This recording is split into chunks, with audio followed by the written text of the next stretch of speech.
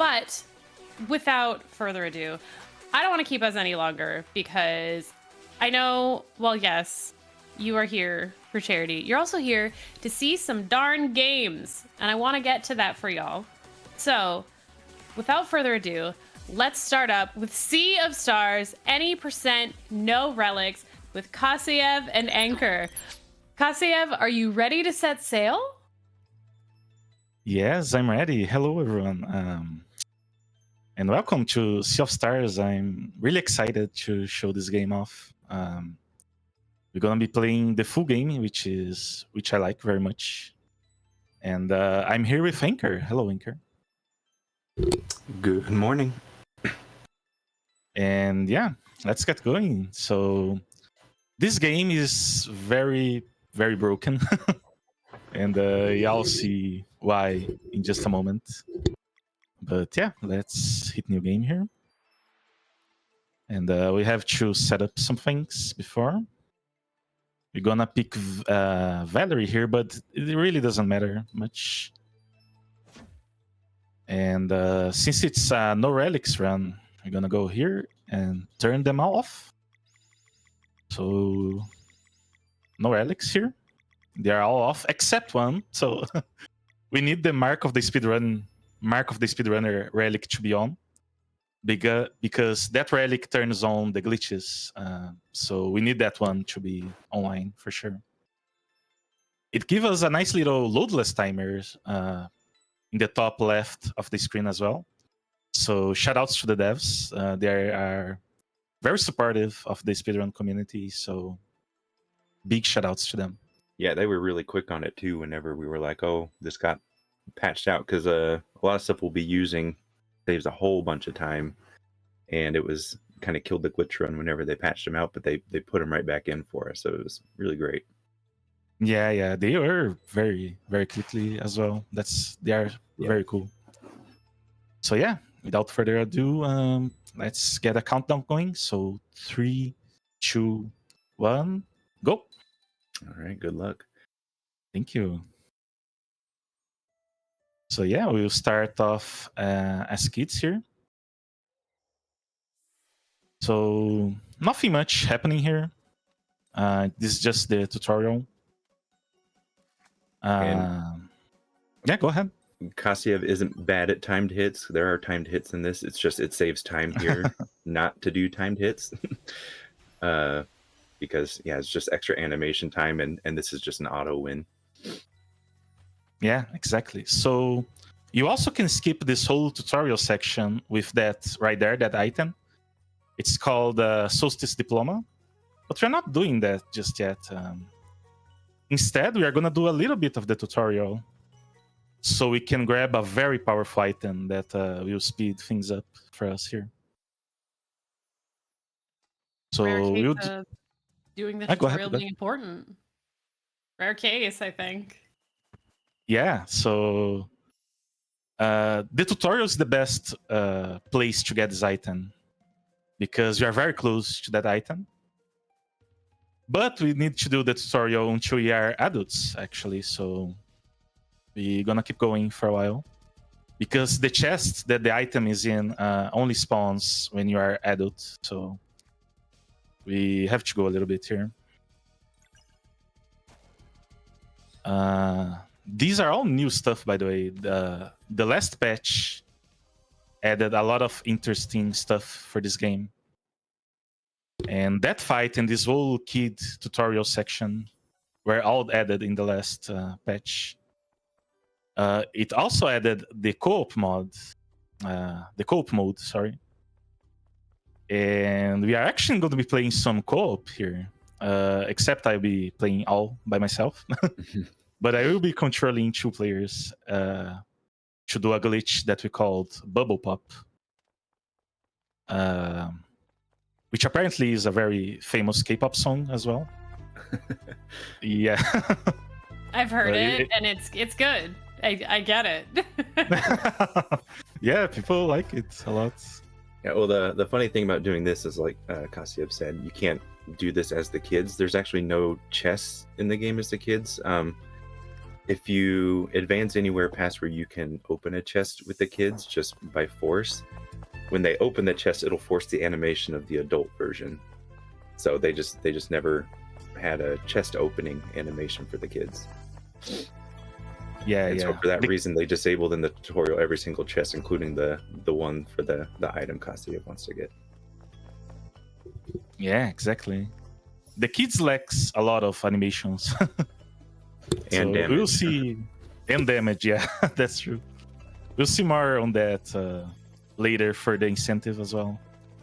So coming up for the first bubble pop, so Anchor, if you can explain that. Yeah, so I did a lot of the glitch hunting for this, and this one came out when co-op mode came out. So what he's going to do is kind of like in the new Super Mario Bros. Wii games, where it's like if you leave someone behind, they get in a bubble. You can kind of force that on this by holding down a button. And then you have player one pop out of the bubble, and then while in midair, if you reassign the players after being popped out, it resets the state of the person who got popped out of the bubble from a falling state to a controllable state. And in that state, we can do things like go through walls, get around things, or do what he did there. So before we weren't able to get around this whole area at all before bubble popping. We would have to just do this kind of normally. And it was one of the only things in this game that we had to do normally in the glitch run. But now with bubble popping, we just go straight through the door here. So, and and we'll be skipping the first boss as well. Yeah, exactly. We're going to be skipping all this section here. So the bridge is not here, but the hitbox is. So we can use this. Yeah, for some of these things, they just figured no one's gonna be able to get over here, so we'll just leave the collision for the bridge in place. But allows us to do that. Yeah. And that campfire was necessary in order to get Garl the first time. If you don't touch that campfire, it doesn't flag for Garl to be picked up in the next area. Yeah, exactly. So we're gonna do a little bit of a detour right here to this Solstice Shrine. Gonna focus on this one. It's a little bit tricky. There we go. Nice. So there's a puzzle here that we also won't do. We want to do a bubble pop so we can barely clip the wall and get the chest. There we go. So nice. I just barely clipped the wall. Yeah. Just the very minimum so we can get that chest there. The chest has a very strong skill called Sunnering. And it's a combo. It's 2 points combo skill. That it's similar to the tech skills in Chrono Trigger. And it's very powerful. We're going to be using that a lot throughout the run. And also, this is a co-op mode thing. So, if you can explain that as well, Anchor. Yeah, so this is the infinite boost glitch. In co-op mode, you're able to clap hands like he did there, and you're able to speed boost both characters involved with the hand clapping.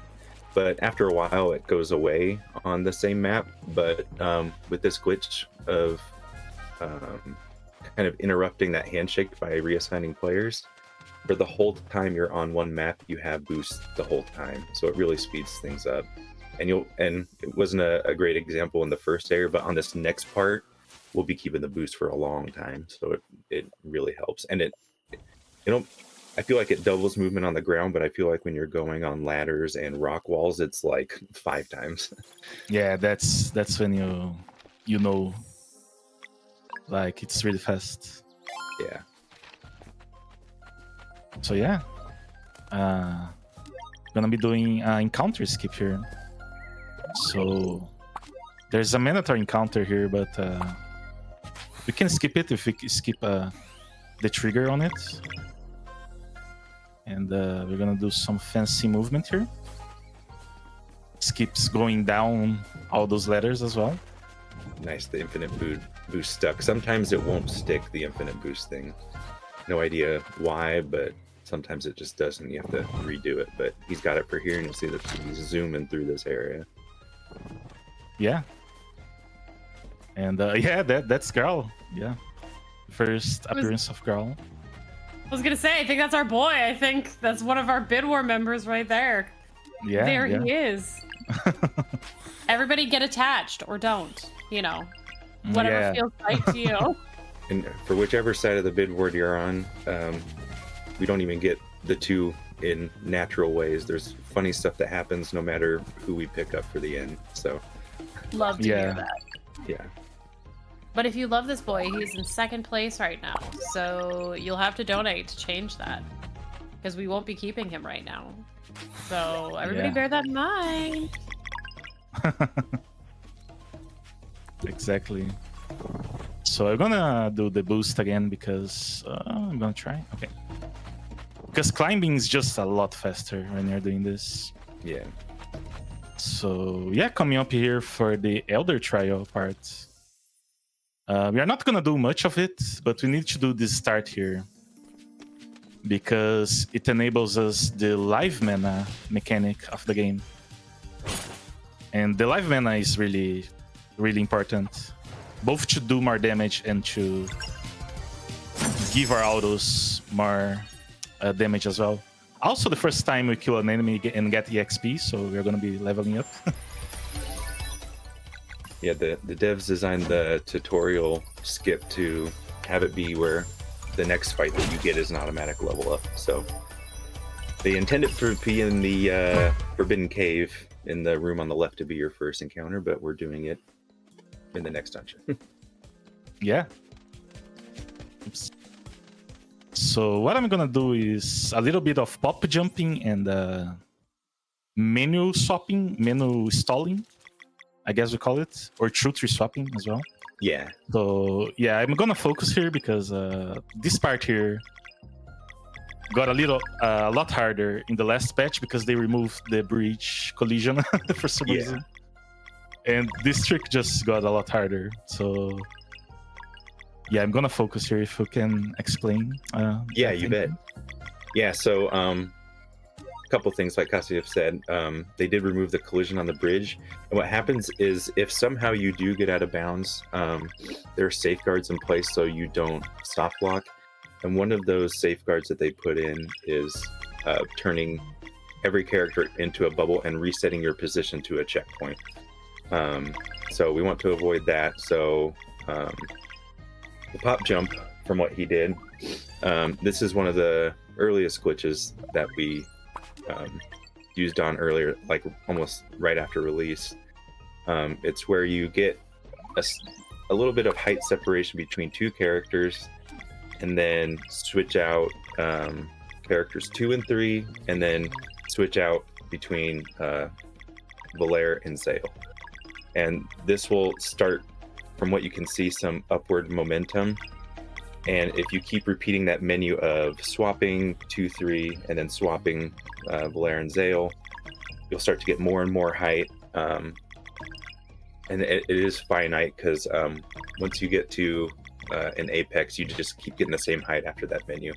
So he did that to get a lot of height, and then he enabled player 2, and with player 2 enabled and swapping the 2 and 3 position, it allows character 1 to stall in midair and keep momentum. So you're falling a little bit slowly, but not as much as you would if you would just let them fall. So that enables us to get over the bridge and not have to do the Elder Mist trials. Yeah, exactly. And you'll be seeing a lot of the pop jump more later, especially when we get the grapple and stuff, because you can kind of create one on your own without the need of stairs or ledges or things of that nature. Yeah, exactly. And we're gonna do a little bit of you can store as well your pop jumps, so we're gonna store that right there and to use it here. So we need a climbable surface to start pop jumping. So I think this might be good. Yeah. Okay, there we go. And with this, we skip that mandatory fight on the ground right there. That should be mandatory if you don't use glitches. And there's just But, a couple of sections where the rope walking is really slow, so it helps get around all that too.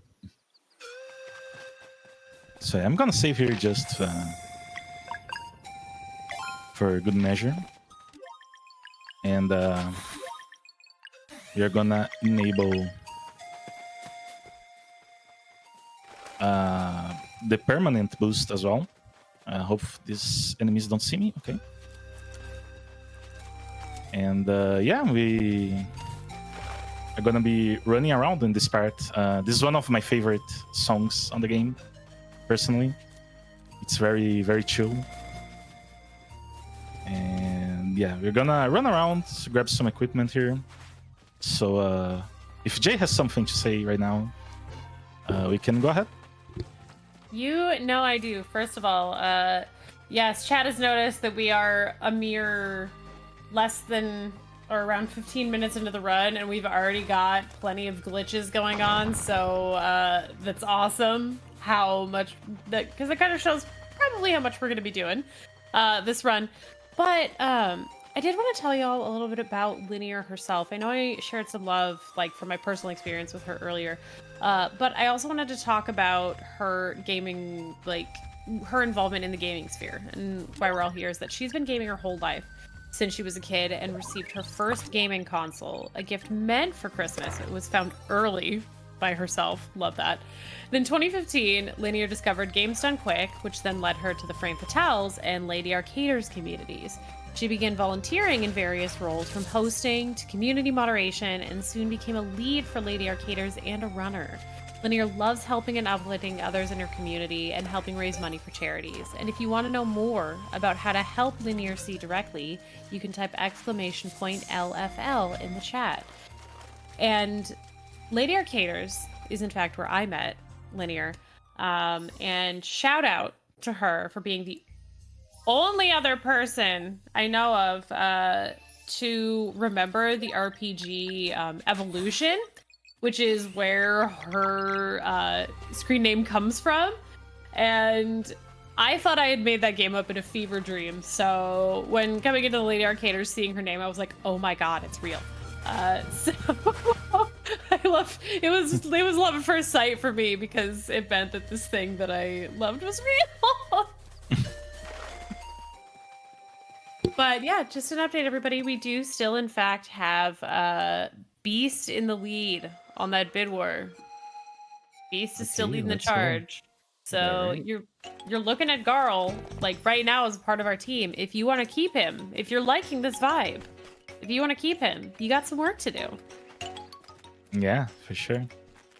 So we are coming up here for the first dungeon of the game. Non-tutorial dungeon, at least. And we are not gonna see much of it. No. I do, however, we'll grab some stuff here first. So yeah, I'm also gonna do what they call the infinite money glitch. So I'll be honest, I'm not really sure how this works. But I can't even do it that well. yeah, so but basically, whenever we enter this glitch menu state, whenever we buy that item, we are buying the mushroom soup right there. We get half of that money back to us. So when I leave here, I currently have 47 gold, but when I leave, I should be full gold right here. So there we go. That's the maximum amount of gold we can have at one point. So we're gonna buy a bunch of stuff here. I'm gonna buy a lot of these. I'm gonna buy some extra stuff as well. And sell some stuff we don't need for now. Yeah, I'm gonna save because you're gonna do some out of bounds stuff. So yeah. There's also a chance if on this first bubble pop, if you don't make it all the way to the ledge, you fall through the floor. And in this case of this dungeon, falling through the floor actually takes you to floor 2. Yeah, and you can't get back up. Yeah, exactly. So the boss is already behind this door here. So okay, nice. We are gonna skip the trigger here to the start of the fight, so we can get an extra hit in as well. I forgot to keep stuff. Extra hard. I think, yeah, we can try. I don't think I can try. Yeah. I'm gonna reset the game. Yeah, So we saved before the boss. Yeah, this is I run this New Game Plus, and I don't think I could do New Game. It's insanely hard with being how under leveled you can be, and with the addition of the mystery locks that they put in. For people who only played this at release, this probably looks a lot different than it did at release because they've added a whole bunch of stuff in. And in the most recent update, they added these mystery locks, kind of like Octopath Traveler. We have to kind of figure out what the lock is, and then you can break stuff. Yeah. So it's fine. We'll start right here, as we saved before. Yep. And we're gonna equip stuff, as we should. And right here. And here. There we go. Much better now. We're gonna save again with the equips on. Have a better save setup. And we're gonna do it again. And not to give a peek behind the curtain, but if you could reshare to Discord so we can make sure. Oh, I want to see it first. I want to see it before chat does. Yeah, of course. Sorry about that. Oh, you're fine. Yeah. So we usually don't have to close the game, but yeah, that was not looking good entering that fight without equipment on. But we're good. So there we go. We get to hear that fight music again, and that fight music was a bop. Yeah.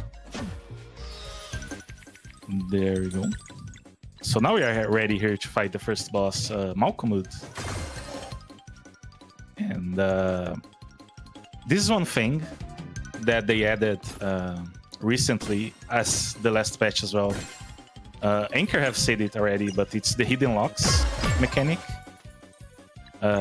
So I had to learn a lot of locks patterns because of this. Yeah, so for a new game, it can be tough for sure. And this is no relic. There is a relic to remove the mystery locks, but since he's doing no relics. Yeah, we're doing no relics, so that's not allowed to use. We're gonna heal Valerie here. She's not feeling so well. And Valerie is the biggest damage dealer here for sure. We got the Moonstone Bracer for her earlier. And that will make it so she does a lot of damage. And that that's increases her annoying. magic attack by 10, which is, in terms of this game, is a huge upgrade because you don't get magic attack very easily. Yeah, of course.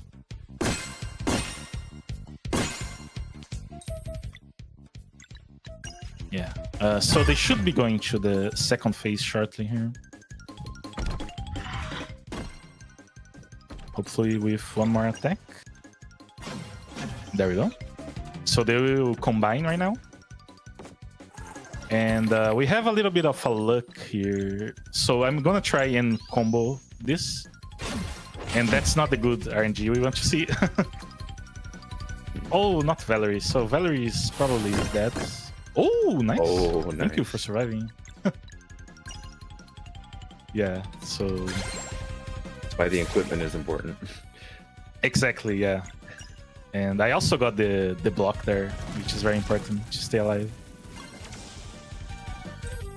So yeah, right now we are gonna start doing the heavy damage here, which is the Moonerang skill. So I'm not that good with this skill, honestly. So you can keep bouncing here for a long time. But I'm not the best. There are better community members with this skill here. But that's gonna be our main source of damage throughout the run. Using the Moonerang and bounce as much as we can.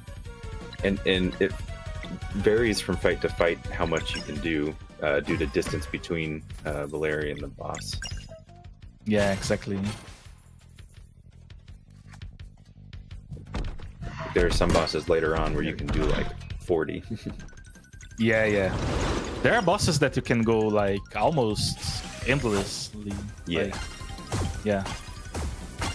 But it's pretty hard to do, obviously. I think the people who were tazzing it got to like 800 something. Yeah. Well, that was not the best one, but it's fine.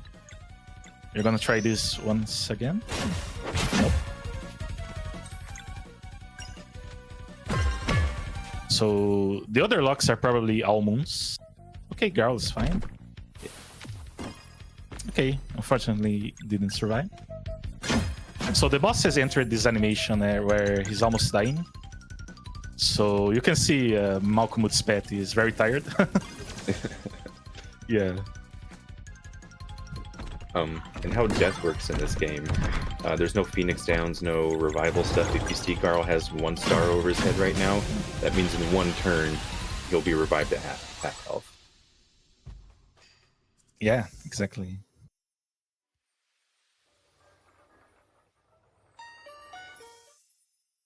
These are the acolytes. We are not gonna see them outside of cutscenes, thankfully. Yeah.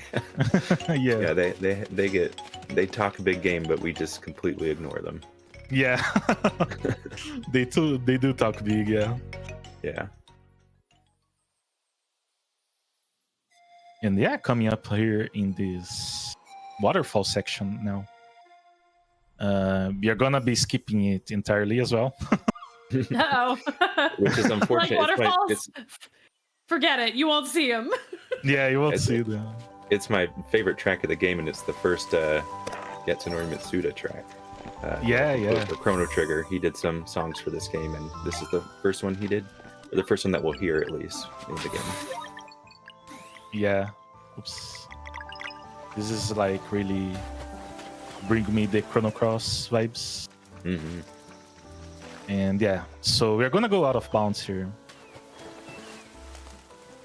So let's see. This how was actually goes. one of the first out of bounds we ever did, back when the water glitch worked. There Because you you could fall off of the collision on that ledge with using the water glitch and then run down here. Yeah. So this holds a soft spot in my heart for one of the first ones that we did. Yeah, for sure. It's one of the cooler ones as well. I really Yeah. like that trick. Yeah. And yeah, this is Brisk. This is like the big city, the biggest city of the game. We won't be seeing that much of this, but we'll hang out here for some time. We run around the city a little bit so we can grab some equipment. So because we skip so much stuff, equipment is hard, like mainly accessories is hard to come by. So we'll take a while here to grab those equipments. We grab the power belt there that gives us more attack. And this is not nearly as important. It gives us more magic resistant. But it's so free to get it that we just get it anyways. It's on the way, so yeah.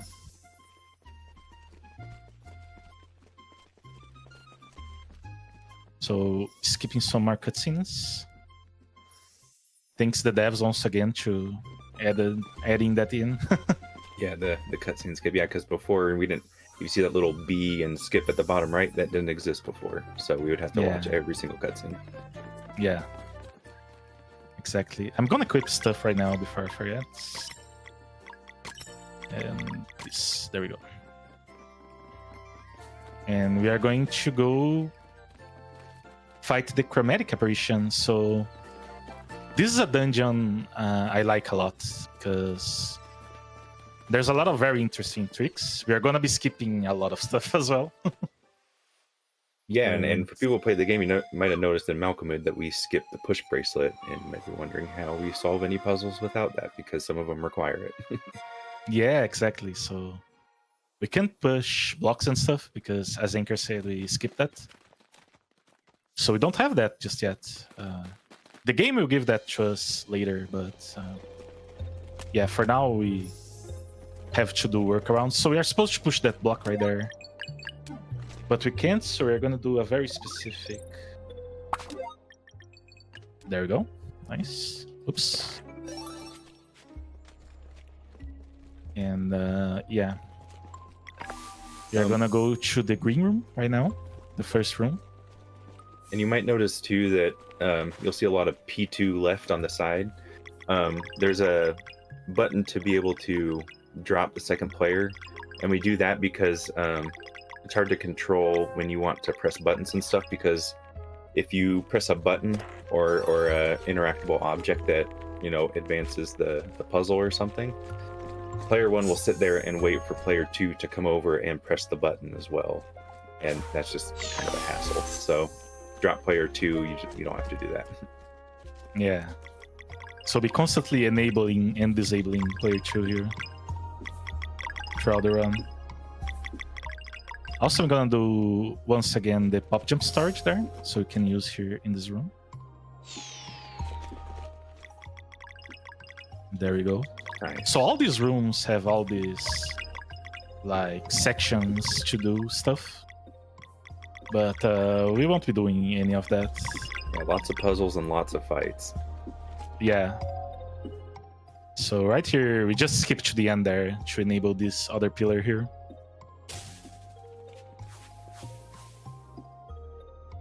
And By the way, yeah, go ahead.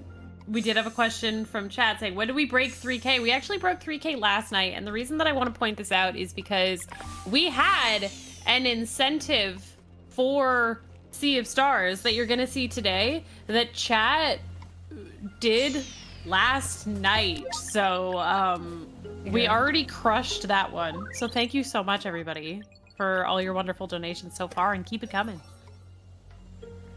Yeah, thank you so much. Yeah, so in this room, the item we needed is behind that waterfall, so we can just go there and grab it. Yeah. So we are going up to the purple room now, and this is the only room without any glitches. We're gonna do it as intended. Yeah, you can do it another way, but it doesn't save much time and can be risky. And it's seriously like 2 seconds that it could save. So Yeah, it's just like more consistent, yeah, doing just like the intended way. right. And we're gonna do some fishing as well. So let's hope the fish don't be mean to us. Oh, that's awful spot. That Okay, that's a little better. Okay. yeah. At least he made up for it by being in the middle. Yeah. I'm not even sure if the rod goes that far to the left. No, I don't think it does. Yeah, so thankfully it behaves. The fish are very attracted to, like, when you throw the bait out. So it's like if you throw it anywhere besides where the gold thing is, another fish will get it and you have to do it again. Yeah. Exactly.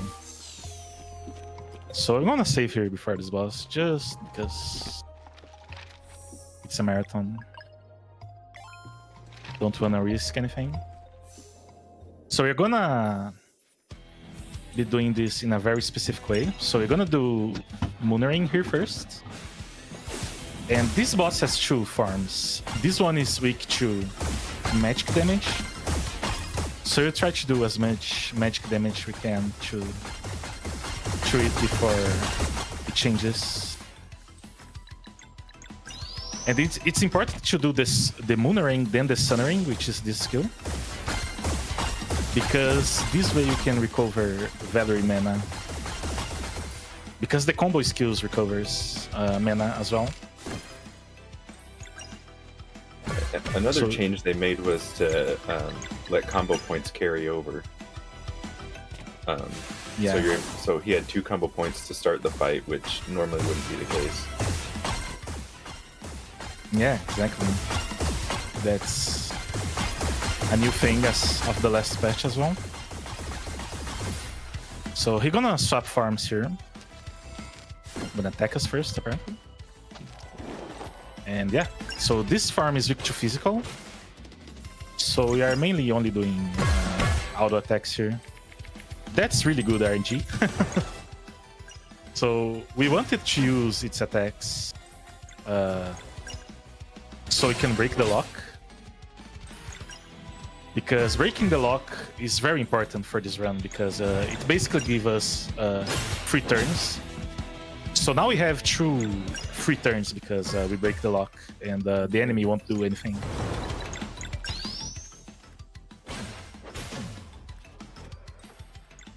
So he's gonna do its regular attack right now. And its regular attack is very strong and will kill anyone in our party. So that's why I'm not even bothering healing anyone. I wish it wasn't Valerie. Oh, no. That's fine. So we are obviously very underleveled here because we skipped so much stuff. I'm gonna heal here. Heal with girl skill. There we go. Okay, that's fine. Yeah. We take that. You're gonna use Crescent Arc here. We want to use okay, that's pretty nice. We really want to use Moonerang, but because it spawned that enemy right there, it's not good to use Moonerang in those cases. So hopefully it will be dead now. Also, we don't kill that enemy that it spawns because it never kills us. It always leaves us at 1 HP, so it's not worth killing that enemy. Yeah. And that was pretty good. Yeah, pretty good nice chromatic. Yeah.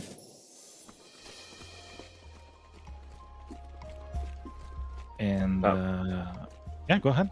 One thing with just the live mana, maybe, and for people who are wondering why not using that when during the physical phase, live mana actually adds magic attack to your attack and bolsters it that way. So I know for Zeo and Valair, it changes the property of their attack to a magic attack, so it actually wouldn't have done as much damage as just straight up a physical one.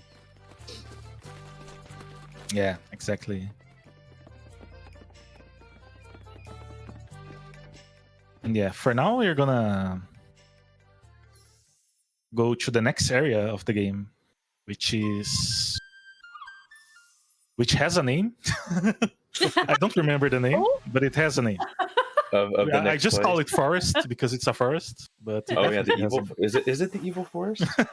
Shoot, I don't Is know. Yeah, it? we just Yeah. we go Chat, by it help so us fast out. we don't even pay attention. Chad, help Yeah, us yeah. out. Rife Island. Yeah. So I feel thank like you, sometimes I call it Halloween Island. So I it's been a Yeah, while since I've had to works. remember the names of these places. Yeah, of course. You're gonna dance a little bit with these enemies here, so Oh, we can nice. dodge them. You do that a lot faster than I do. Yeah. And the town is called Luna something. I'm pretty sure. Lucent Town. Lucent, yeah. Town of Lucent. What? We were almost Town there. of Lucent. Yeah, very close, very close. So we are gonna go grab some equipment here. There we go. We are not buying the Zeo weapon because we're gonna grab a better one here in just a moment.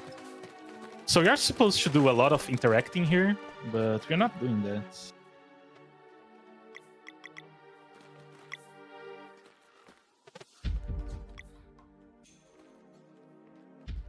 So I do this the old way. There's a... Yeah. Okay, there we go. There we go. There's a better way to do that with Bubble Pop, but Yeah. I like. usually I get too. that first try. Sorry? I like doing it that way too. Yeah, it's Stubbornly. just- That is the first ever glitch I found in this game, like hours after release. Oh, yeah, nice. the menu know swapping. So that. if you get on a trigger like that, a cutscene trigger that's preventing you from leaving an area, and you open your menu right on top of it and swap Valair and Zale 2 times, you can just run right past it. And I think we'll see that again one more time, if I'm right. Oh no, never mind. No, because we bubble pop past it now. Never mind. So yeah, that was the one. Time. Just kidding. Yeah. Yeah, like this game had so many routes over the last year. That's Yeah. Oh man. yeah. Yeah. Like, The co-op one blew it wide open too, so it's a major reroute. when the co-op one came out. Yeah. Also, you're not supposed to be here, by the way. No. And this certainly is not the way it's intended to do as well. But right here is a very powerful item as well that gives 7 magic, which is the Solstice Sash. And it's very powerful. We really want that. Yeah. Yeah, I don't know if we sold it enough how crazy it was that we got the Moonstone Bracer and Soon Ring. You don't get those until probably 3/4 of the way into the game. Yeah. And this one is definitely early. But yeah, those two combined with this, yeah, really powerful combination, especially for new game to have those tools so early. Yeah, for sure. I'm gonna be equipping them right now. This. And there.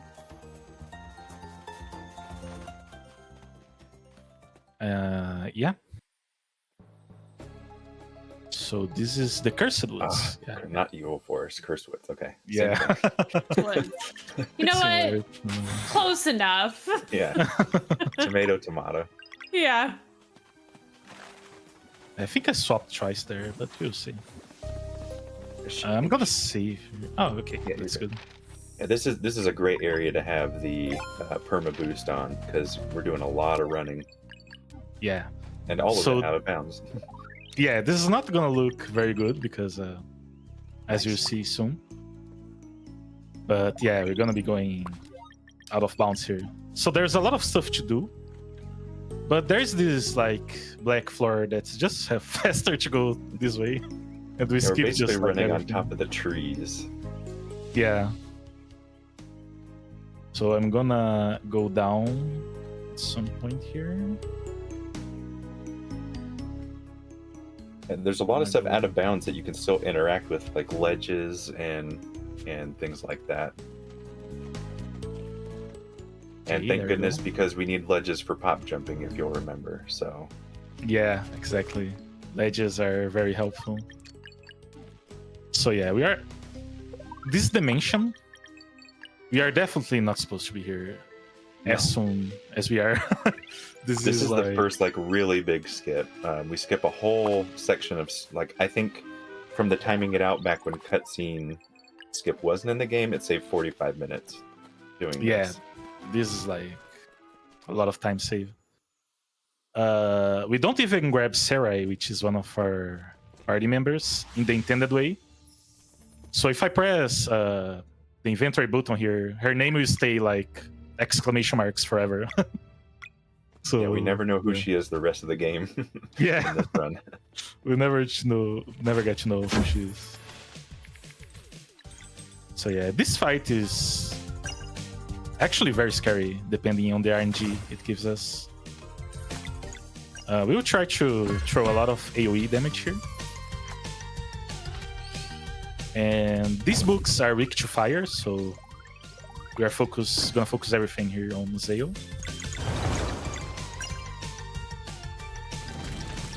And let's see the next. Oh, okay, it killed one of them. That's pretty good. Okay, nice. That's fine. I maybe can kill before it attacks. Otherwise, I don't know. Yeah, this doesn't look good. So, oh, 1 HP. No. Oh no. So everyone will die except Garl, probably. Yeah. So that's what happens. That's what can happen. Like, if the other book was alive, it would be like worse. But since the other book was gone, that's fine. One nice thing about this game is that there's no individual experience, there's only party experience. So even Yeah. though Zeo and Valera were knocked out at the end of that fight, it doesn't matter because it just goes into the EXP pool and everyone levels up at the same time. Yeah, that's pretty good, for sure. So we need to kill those books to enable this NPC right here, the chef. So we can buy some stuff from him and have the pit enabled there, so we can heal. So we're gonna do the money glitch once again because we are running out of money.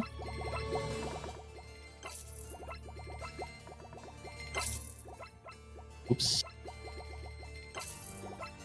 Okay. A little bit sloppy there. Oh, okay. Yeah, if you try to do it very fast, it can be weird. But, oops, that one didn't go through. We are gonna buy some mana healing items as well, because those are gonna be important for later. I'm gonna buy some extra ones of that. Usually I don't buy that much, but just to be safe. Think about everything I need. Yeah. Gonna rest right there to heal up for party members. And save as well. So with the addition of Bubble Pop, this trick was made a lot easier to go through this mansion. Yeah. Yeah, before I had to do a lot of pop jumping, and it was not cool. It was a blind pop jump too. So if you remember the pop jump, we get all that height. But all these rooms are connected and active at the same time.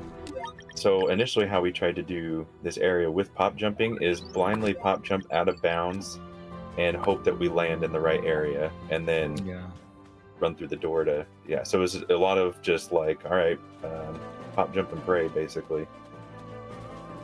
Yeah. So this boss is very interesting. This is one of the bosses that can pretty much go forever. Oops, that's unfortunate. So that can happen sometimes where you get the triple bubble.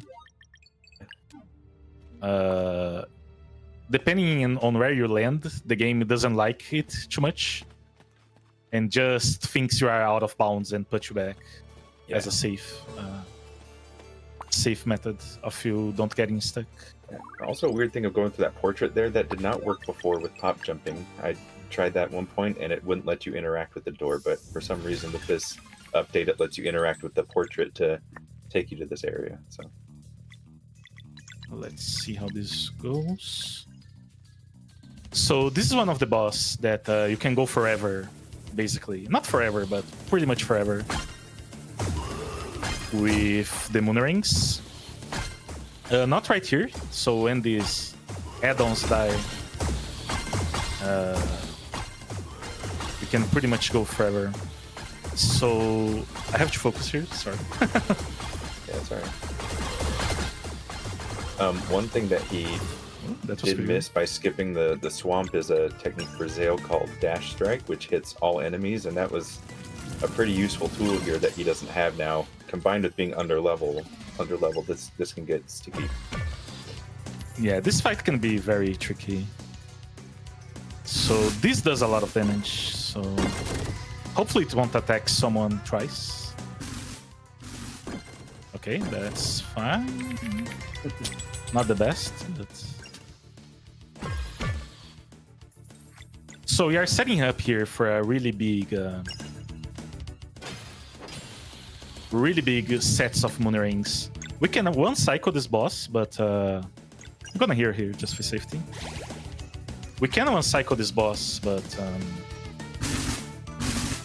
it's really hard to do so, but I'm gonna try anyways, of course.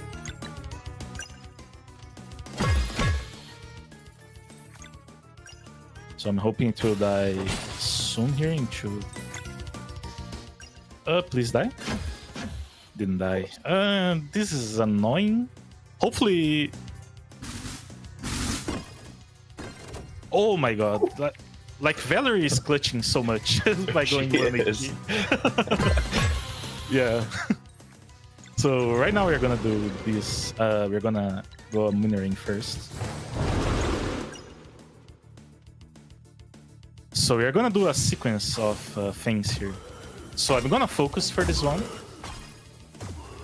So as I said, we can go pretty much forever, so I tried to one cycle this boss here, but it's pretty hard. It's okay if you don't, but you still try to do as much damage as you can.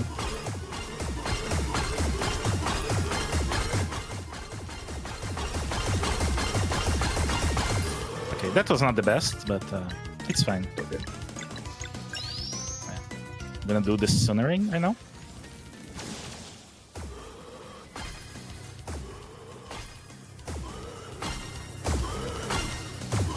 And then we're gonna heal Valerie's mana with Garl. So we can try one last Moonering and try to kill the boss.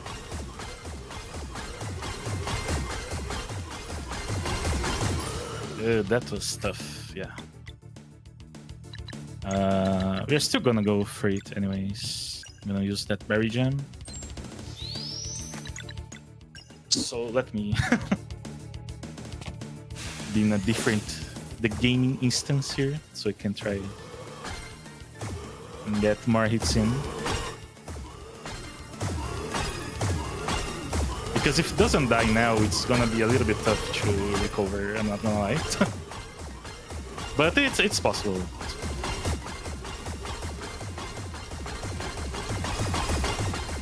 Okay, Nice. fine.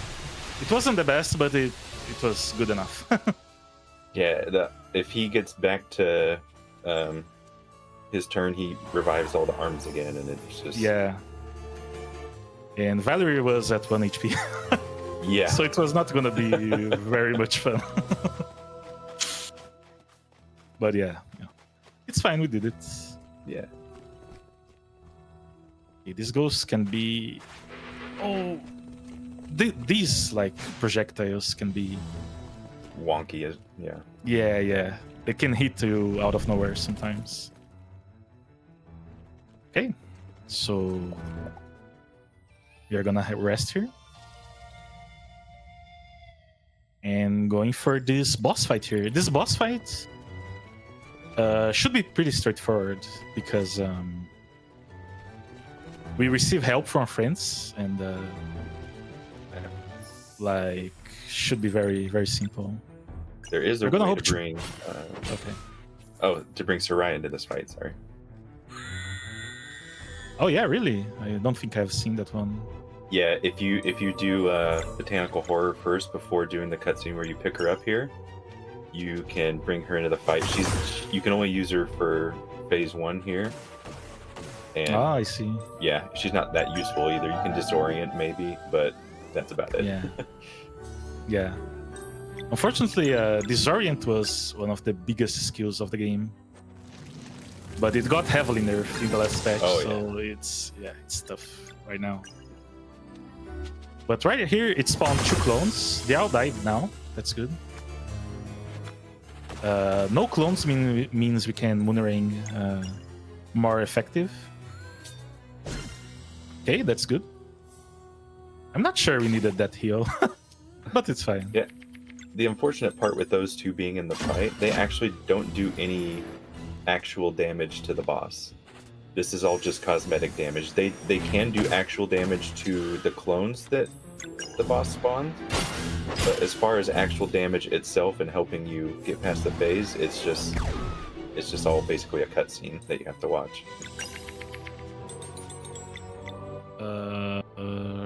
This stuff.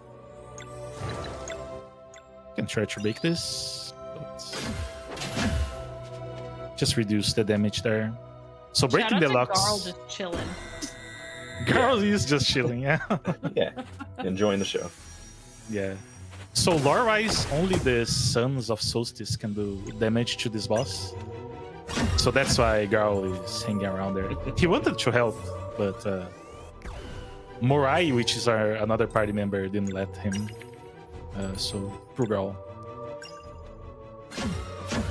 He's gonna spawn clones. Oh no! Oh yeah. It's the clones. Thought it was something else. Yeah, scary there for a second. Yeah. Yeah, this is not the greatest phase 1, but we'll figure this out. I'm gonna heal here. Those extra 2 are they're just attacking the main one, which doesn't do anything, so they're just wasting your time. Exactly, yeah. Okay. Let's just go all in for this one. Okay, there we go. Okay, there we go. Second phase. So we're gonna do some Garl solo action here for the Garl fans. And we have to see some spots there, and this is scary. I'm gonna heal. Yeah. This is not good. I didn't think this through. Yeah, they are all there, and these sites do a lot of damage. But Yeah. thankfully, as I said, since we have Morai alive, we can heal, and his heal is very powerful as it's res our party as well. That's unfortunate, but it's fine.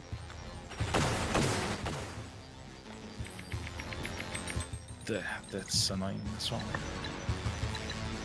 We are gonna try for to weaken this skill as much as we can. We won't be able to break it, but yeah. Oh, thank you. That's really nice, Nice. actually. Yeah. So we can hold rune here. And yeah, we are hoping for a big opportunity to do a big moon ring. And maybe a big sun ring as well, sun ring. So there we go. This looks like a good opportunity.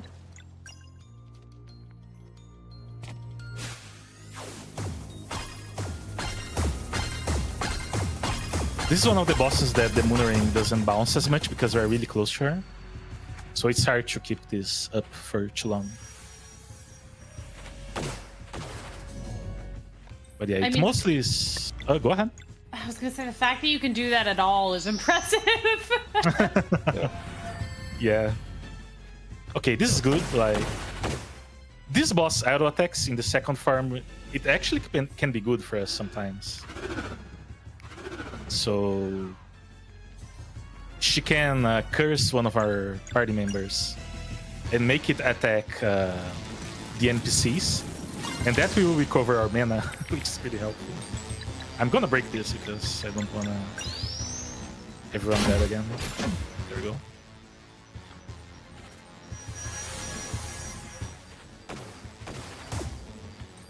Okay, I'm gonna do that.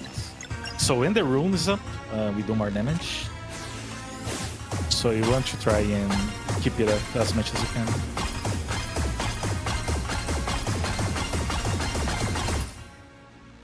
Okay.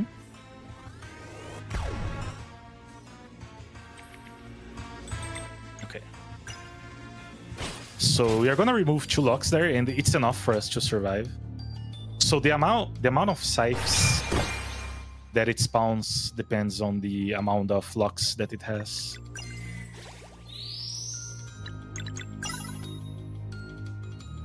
We never want 3 sites because, as we could see, that will always kill us.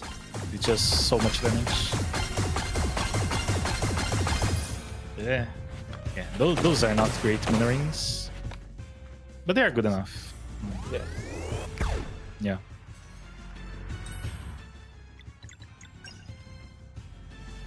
It should be coming to an end soon here. I'm not gonna waste 10 combo points. Okay, thank you. Very nice. That's nice. That skill is very annoying to block. It's really finicky. You have to like get a cue from her fingers snapping to be able to block it. Yeah, it's a weird one for sure. Yeah, it can be hard to even with that knowledge of that. Yeah, exactly. Maybe you can break this if we get some help from our friends there. No, not the heal. So we could break it if she attacked, but it's fine. Yeah, that's the one other thing they can do besides healing and taking out the mirror images is they actually can break block stuff. Yeah, exactly. So I'm not wasting any combo points because that's a hard one to block as well. But I don't want to waste any combo points because I'll just leave them for the next fights. Probably it's the best call. Okay, that's fine. Oops, no mana there. Yeah, I don't know if we got an opportunity to explain of how to replenish MP or anything like that in a fight, but you can do it through regular attacks, and you can do it through doing combos. So, and through items, of course. Yeah.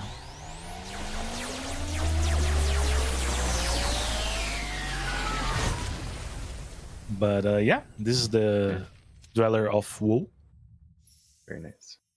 And we'll have some time now. We gotta do some movement and cutscene skipping. So Jay, if you wanna say something, this is a good time. Absolutely. You know, I do want to remind people about that bid war that we have open for this incentive, for this run right now, which is whether we are keeping Garl or Beast. And right now, Beast is still in the lead, but they are very, very close, within $5 of each other. So a simple $5 donation, really $6 donation, could bring your fave into the lead. Now, I have been hearing some comments behind the scenes that there are some Garl fans / Garl apologists in our midst that would really, really like to see him come to the foreground. So if you are interested in that, please do go ahead and donate. We would love to hear what you have to say. If you want to explain why you like Garl and you want Garl to win. But that will close in about another hour-ish, maybe less. Remember, this is a speed run, so we're gonna close in on it before you know it. It is not right at the end of the run. You do not have as much time as you maybe think you have.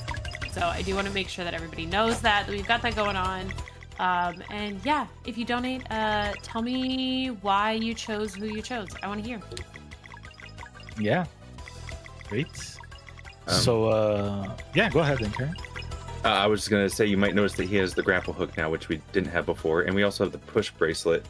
This is a really nice thing that has no really explicable reason of why we get it, but after you do the Dweller, I think the game takes you out of a certain state, and when it puts you back in, it says, okay, these are the key items they should have at this point, so we'll just give it to them whenever we, like, readjust and get everything back to normal. So we, despite not doing anything to deserve them or earn them, we have the grapple and the push bracelet now. Yeah, exactly. That enemy is coming my direction, which is a little bit scary. Okay, it's fine. Yeah, but Risk is being attacked here, and we are gonna just save these enemies. These enemies shouldn't be a problem. They are all pretty weak to Moon and Sand magic. So we won't be able to take it out in one Moon ring, which is unfortunate. But we should be good here to still kill them pretty fast. These are annoying. We want them to spawn those orbs instead of doing this. But it's fine.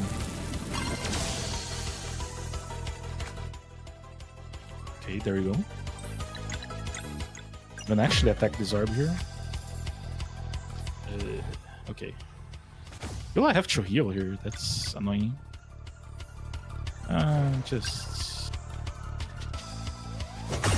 I didn't play that really well. I could use that live mana to kill this enemy right here. But it's fine.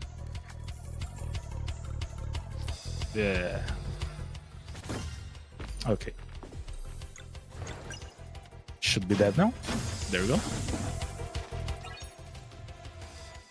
And we can use those enemies to farm some combo points for the next fight, which is very important to have combo points now. But we were already full, so we could just kill them as fast as we could. Yeah. Yeah. So leveling up here, you're basically getting damage for Gal, for Zayo and Valerie. For Gal, we're getting HP and resists, magic and physical resist. And for Sarah, we are grabbing HP, mana, and physical attack. So Sarah having a lot of mana is very important to use Disorient, which is a very powerful skill. Even though it's nerfed, we still use it quite a bit of time, quite a lot. So this one is why it's important to have Soonering. Actually, like this.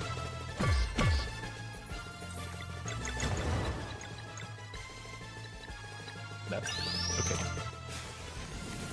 This whole section we unfortunately can't skip.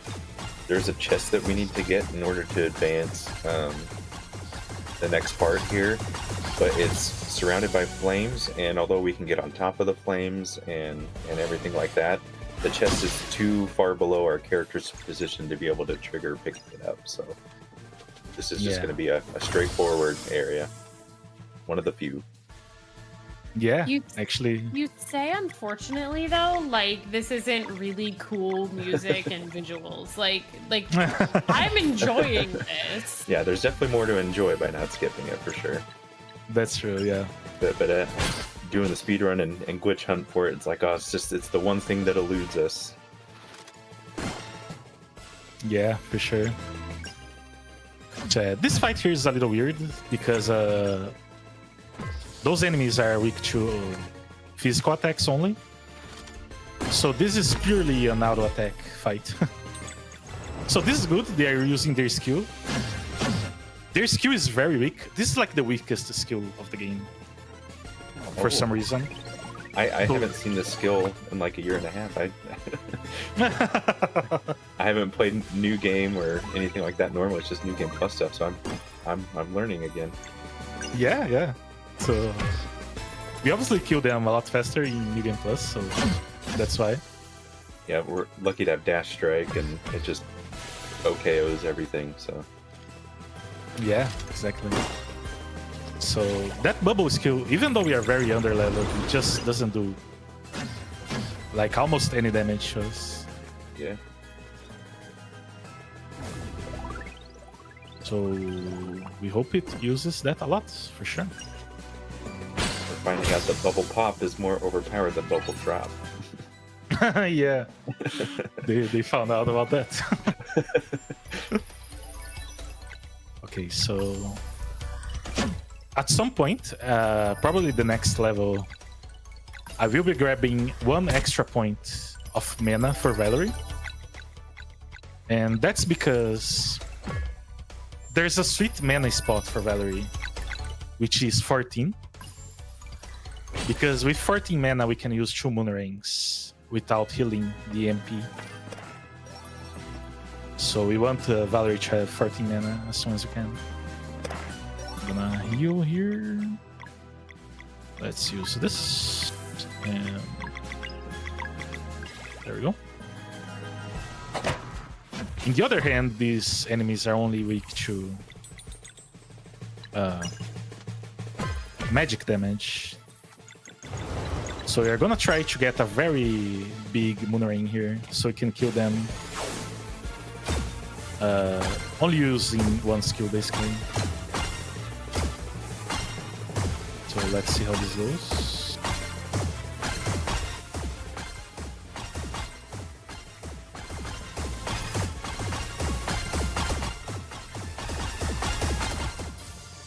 Okay, killed one of them. Nice. They're probably very low. So if I kept like 2 or 3 more bounces, it would be dead. But it's fine. They're punishing her for it. Yeah, for sure. They all went after her. Yeah, they focus her harder for sure.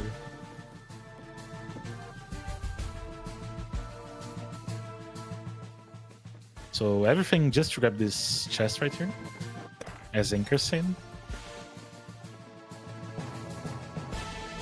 And we are going off to the islands soon enough.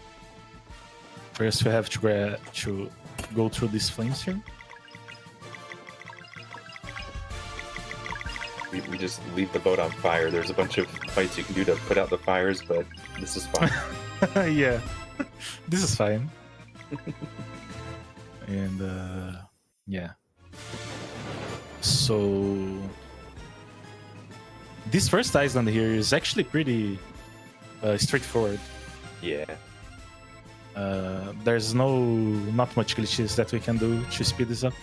There's just one. I don't know if you do it or not to get that one I don't do coin it, at the top left. Okay, yeah. I mean, and it saves like 2 seconds, so it's not that big of a deal. Yeah. But yeah, for the most part, you do this just straightforward. There is a coin that you can get early with pop jumping, but it actually doesn't count as you getting it unless it drops, and it'll be this next one here that you're about to get. So you could pop jump and grab the coin in midair, and it'll show you that you got the coin. But if you open your inventory, it actually doesn't count. It has to drop down in order to count. Yeah. So it's fine. We can do that little goof troop puzzle right there. And we are saving points for this fight as well. So right there. And this coin, it may look really easy to get and wondering why he's doing this fight, but if you touch the coin, this fight will start anyway. Yeah, exactly. So we'd rather just grab extra live mana from that fight and just start it right away. So the objective on these islands is to break these crystals with the grapple hook. And this island tried doing a way of hitting those crystals right there early, but you can't get enough height. You can like get on top of things and try to grapple them, but it's just too low. So this is another kind of just straightforward area. You can do a bubble pop if you go a different route in the water to get to this coin a little bit early, but that's the only real glitch thing you can do in here. So we'll just be running normally. Yeah, exactly. Do we have time for a quick update? Sure. I just wanted to let everybody know that due to an anonymous $5 donation, the bid war between Garl and Beast is now tied at $76 towards each. So I'm calling out for somebody to fix it. I know you can make it happen. I want to see somebody fix it. But yeah, let's go. It's really close. Because we can't bring both. Yeah. One has to win. Yes. I got a little bit of a worrying message that says my OBS disconnected. I hope it's fine. We may be facing some tech issues. Ooh. So if you want me to pause, just yeah. Oh. Okay, cool. Cool.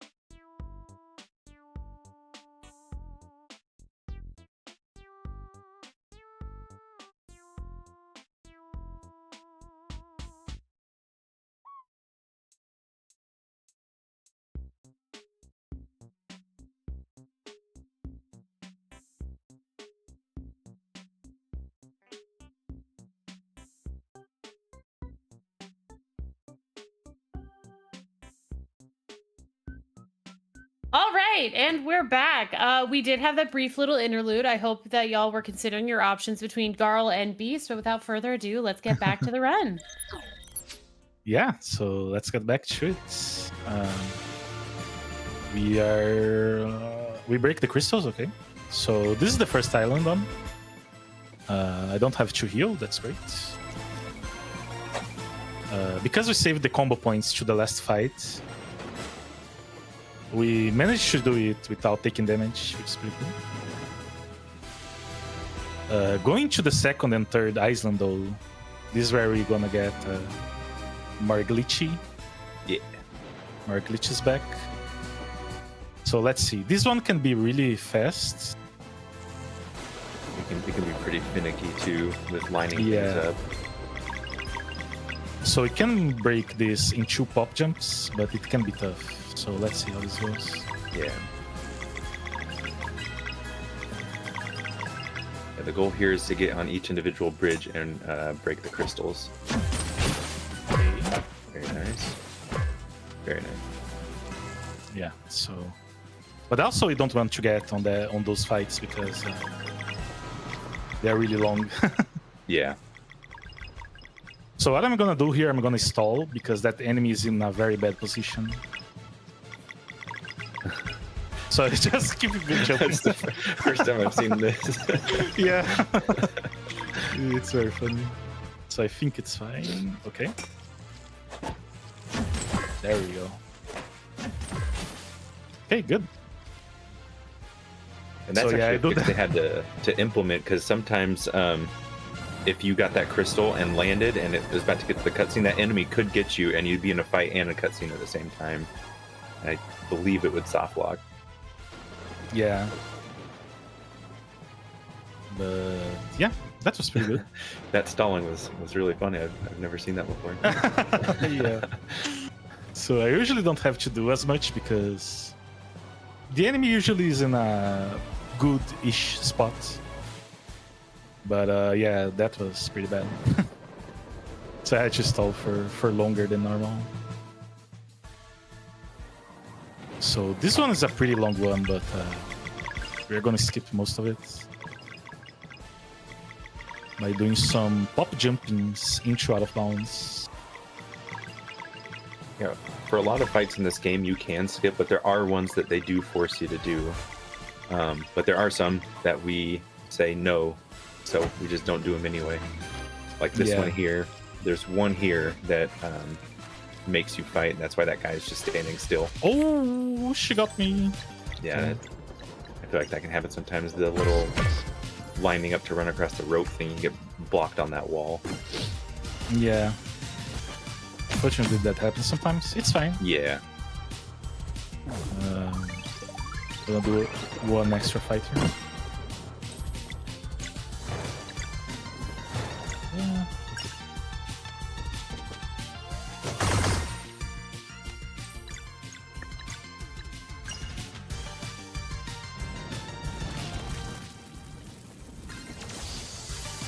Okay, nice. Should be fine here.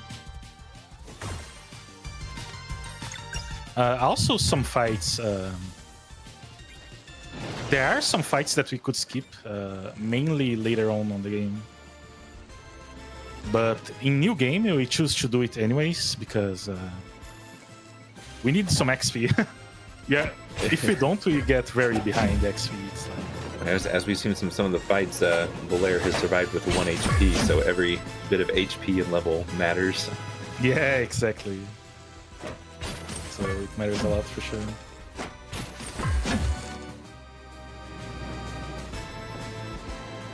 So this is the last island before the boss of this area. And the boss of this area changed as of the last patch as well, because a lot of nerfs came in the last patch that were kind of annoying. Yeah. So we have to do some things differently now. That's why I A lot haven't of seen much of things. Sarai in this. Oh, I'm sorry, go ahead. Oh, sure. So there's this skill called Mending Light, that would heal every party member, but that was heavily nerfed. It used to be a 2 combo skill point, but now it's 3, so that's not viable anymore. We also skip getting it, which is Yeah. yeah, so that doesn't help either. But that's why we buy so much mushroom soup, which is our healing item. It's gonna be our main healing item here. And the reason you may have not seen Soraya bunch, we used to be able to heavily use one of her skills called Disorient, which would delay enemy turns by quite a bit, which was a big saving grace, especially for the new game run where you could kind of collect yourself before taking on the next phase of the boss or something like that. But they heavily nerfed that. Yeah. Another reason why you don't see Sarai, because since you don't grab her in the intended way, she has no gear. So yes. She's not very useful without gear. Yeah. So yeah, we are gonna gear her up later for sure, but for now, she doesn't do much.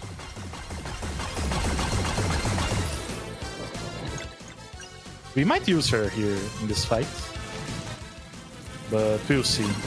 Just to use Disorient. We're gonna heal up Girl right there.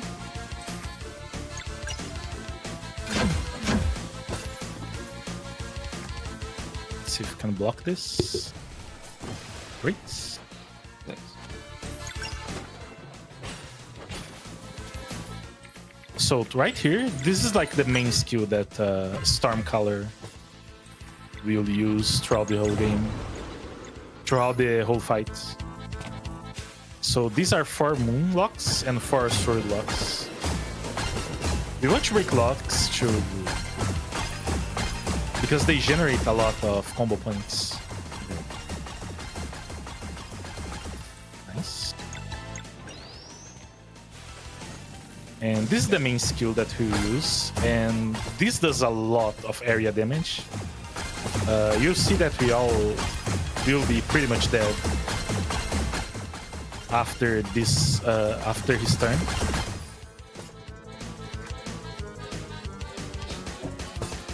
So it's very important to block these and have very high HP. So let's see. Okay, great. Nice.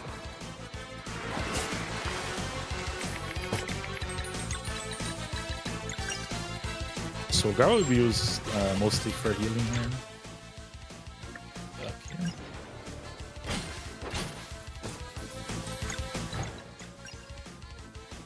This is the best RNG also. There are 2 patterns that this skill can give us. The other ones is 4 hammers and 4 poison, which is really bad. Yeah, you can't break that nearly as easily.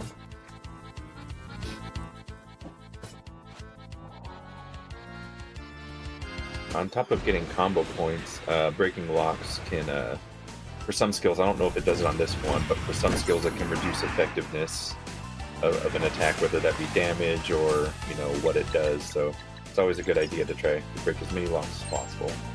Yeah, exactly. I love this seahorse thing, by the way. Yeah.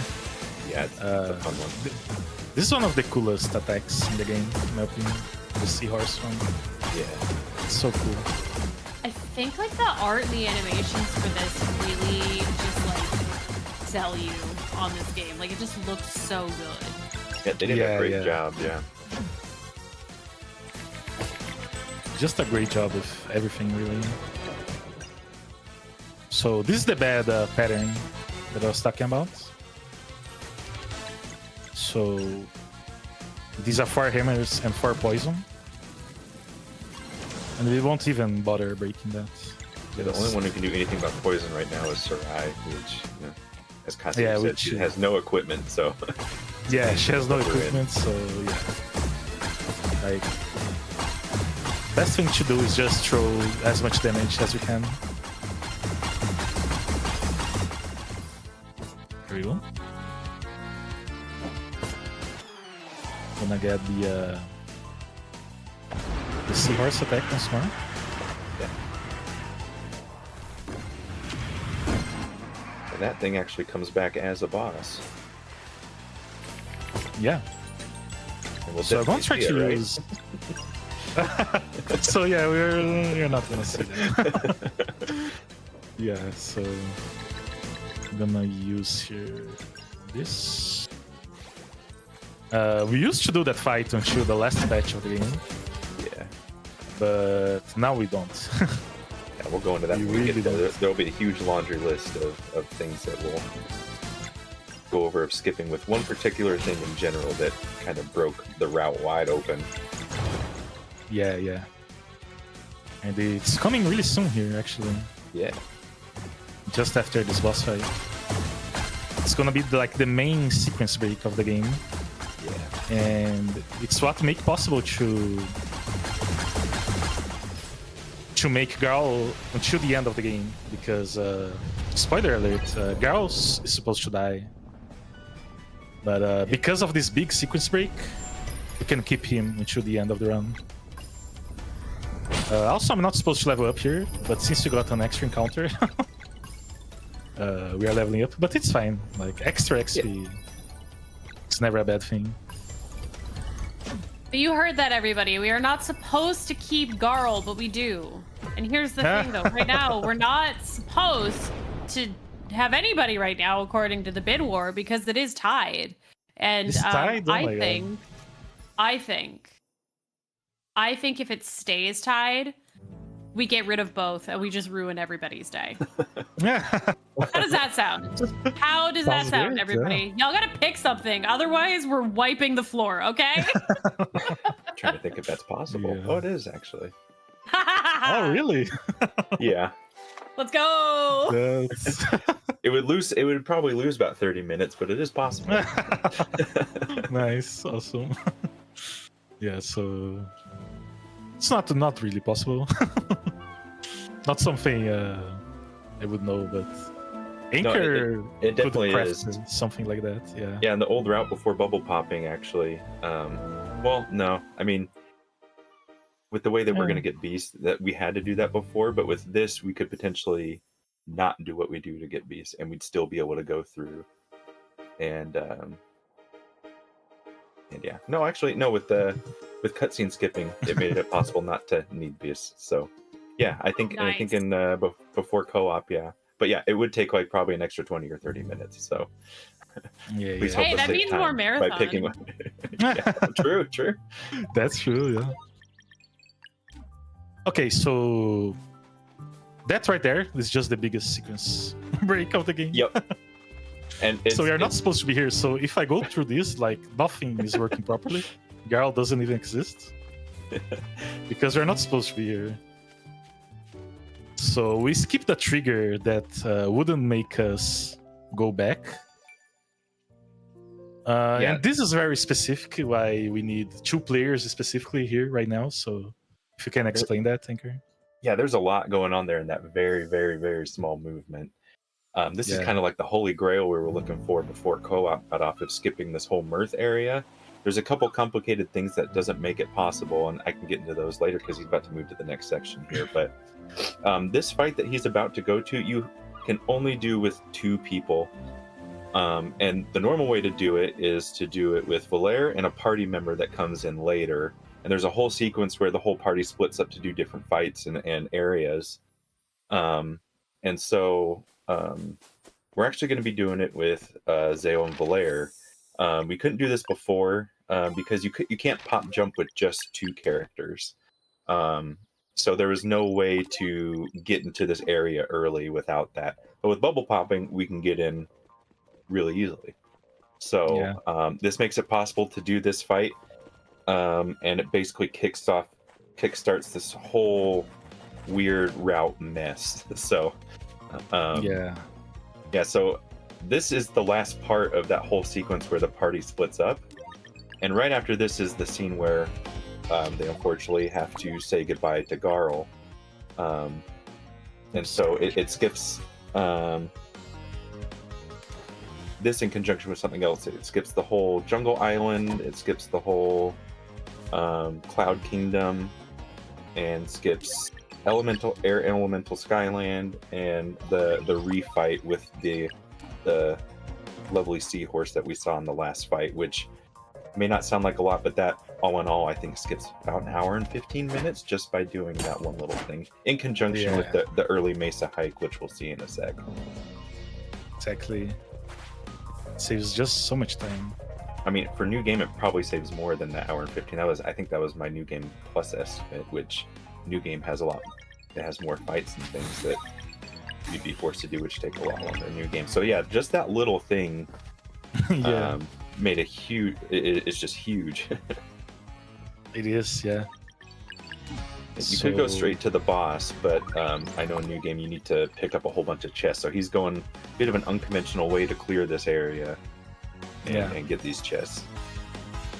Yeah, I really want these. These are all equipments for Valerie, and really important ones. I'm gonna keep them right now even. There we go. There's one more piece of equipment we're gonna grab here. This fight is really annoying to dodge, but we'll try our best. Okay. So this part here is very funny because so we are actually so under level that I don't believe we can do this fight because we wouldn't be able, because these enemies are really strong. But yeah, they are supposed to be there and attack us. But since we skipped the trigger, they're just chill up there. Yep. Yeah. Yeah, it's pretty cool. Yeah, they only come down if the fight trigger, and we just go completely past it. Yeah, it's so funny. We're gonna take this fight here. So this is the fight that usually takes us to level 6, but we already are because we did an extra fight earlier by mistake, but it's fine. But there's a very important item here that, even though it's nerfed, it's still fairly useful. Actually, for your sake, after looking at a run, tried to find a way to get this item without doing this fight, but there really is no way, because this enemy at the bottom right, his place pre-fight is right at the exit where you could get to the next room. So there's no way to get around this fight to get the item you want, unfortunately. Oh, yeah, didn't know that. But yeah, even if we, if there was a way, we probably would do this anyway, so we can get level 6, for the boss fight. We really need any help we can get for this boss fight because we are really not supposed to be here this early. Yeah, this early, and the locks for the fight were built for another character to be in the fight, not Zale. So yeah, breaking locks I feel like it's hard to come by in this fight without that other character there. So yeah, we are coming up for the boss fight, and I'm gonna be focused quite a bit here. You can keep talking, Inker, but Okay. I have to focus because I have to count, and counting sucks. Yeah. No, I'll try to keep it as little as possible. Yeah. So I will be counting the damage I do to the boss because I want to skip his last skill, his last HP threshold. So in his last, when it reaches 770 HP, I believe, it spawns 4 enemies, 4 of his add-ons, and we can deal with that. We are way too low to deal with that. We are way too weak to deal with that, but yeah, each of those adds explodes or like self-destructs, and it's just can't manage all that damage with the low HP. Yeah. So what we want to do is we want to leave him barely at that threshold and burst him to death with our strongest skills, basically. I think I'm ready. I'm just gonna double check here. I should be fine. Just double checking to make sure. Oh, I didn't buy this. This is important. That's a weapon for one of our party members later. Because he also joins the party without equipment. Yeah, exactly. Since we got him in not intended way. Yeah. I didn't equip Magic Pocket, I just realized, but it's fine. It shouldn't make a difference.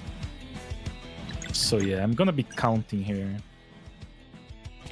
So I try to talk, but maybe it's not gonna be possible. So it will spawn 2 enemies here at first. And 2 enemies is fine, we can deal with that. It's 180. Basically, I'm gonna count until 770. A little bit lower, just to be safe. This is fine. Not the best RNG here, but it's fine.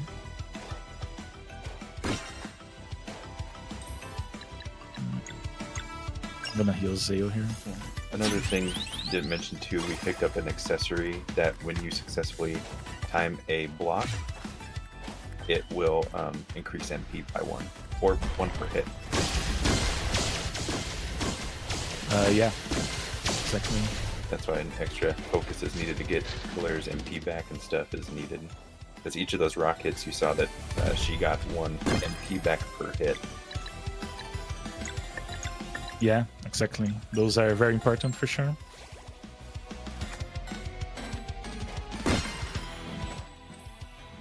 I'm gonna hit this enemy here.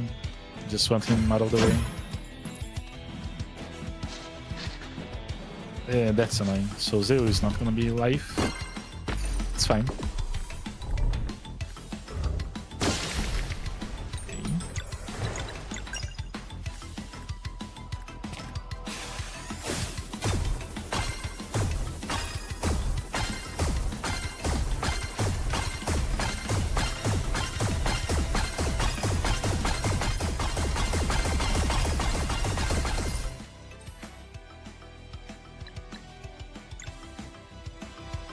By the way, everybody, if we have a moment, I would like to say that we are less than 30 minutes away from closing that bid war, and it is still tied. Just like to throw that in there. Yeah, we are getting close to close it, so be sure to do just that.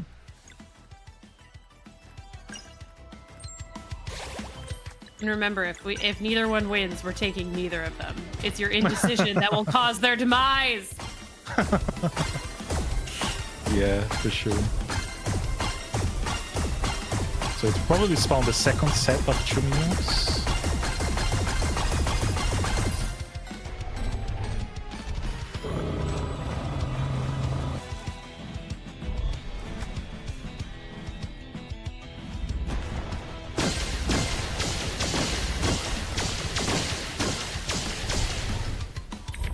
Okay.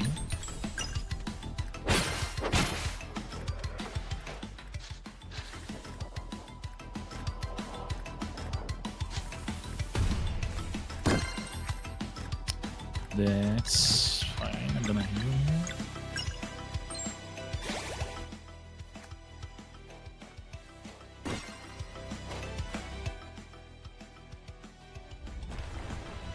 Okay, so now it will kill this last add-on here. And basically we are gonna go set up for the last burst of damage.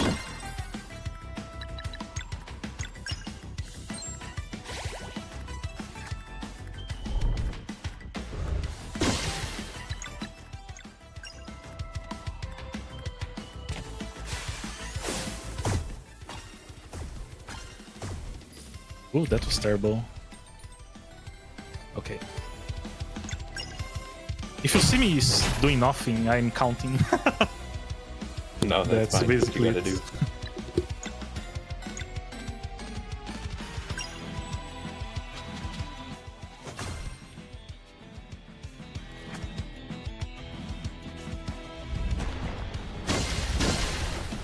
We are almost at the threshold here.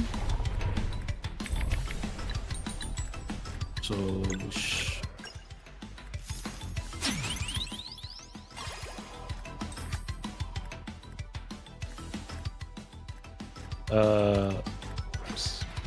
My controller disconnected for a second. Come back to us. Okay, thank you.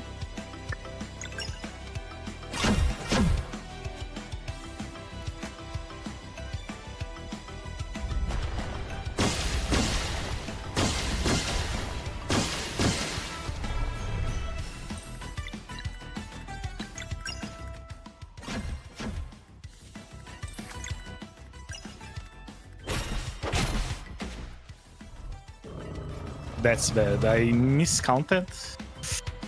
This is gonna be tough. Yeah, maybe we have to redo the fight, unfortunately. Chat, lend him your power. There is that we can try to survive this. We will definitely. But basically now we are in survival mode. We just don't want to die. Let's go, I believe.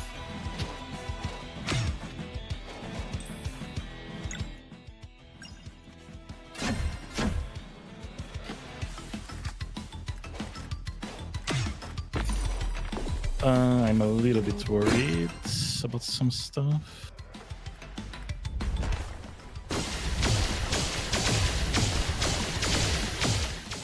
My A button is not working.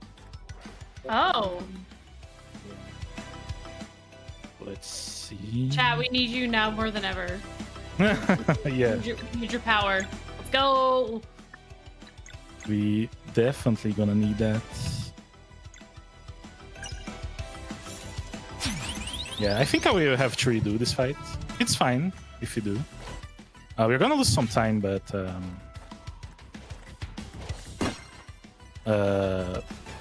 nothing. We can take that time loss. Yeah, unfortunately. We have to redo the fight. That But, fight is even tough with the intended character that you're supposed to bring. But Yeah, not this counting fight the fact that is- you're bringing someone that you shouldn't have there and can't break locks, because if an enemy has locks up while they're casting, it's called casting there, they actually take less damage. So he's underleveled and has to do less damage basically the whole fight. Yeah, exactly. But this is the one. This is the one. Yeah. So we're gonna go again. It's fast Chat. retry. We just saved before the boss, so it's fine. Chat has helpfully donated some A presses to you. So you know. Oh, thank you so much. And Thank speaking of donations, we do have one. If we have a moment that I would love to Sure, share. sure, with go you. ahead. We have a lot of We time have- now. We have $5 from Beast saying, "Thank you for giving me the chance to be in the run again, Great Alchemist. For centuries, I have longed for the chance to reclaim my spot in this game." And that does put Beast in the lead by $5. So any girl fans in chat, I ask that rhetorically. I know there are. I know who you are. Let's tie this up again, or let's get Garl in the lead. I want to see it happen. Yeah, let's go. It's a very accurate one, because as the current route stands, Beast is not involved at all. So if you want to give him a chance to be involved once again. Yeah, exactly.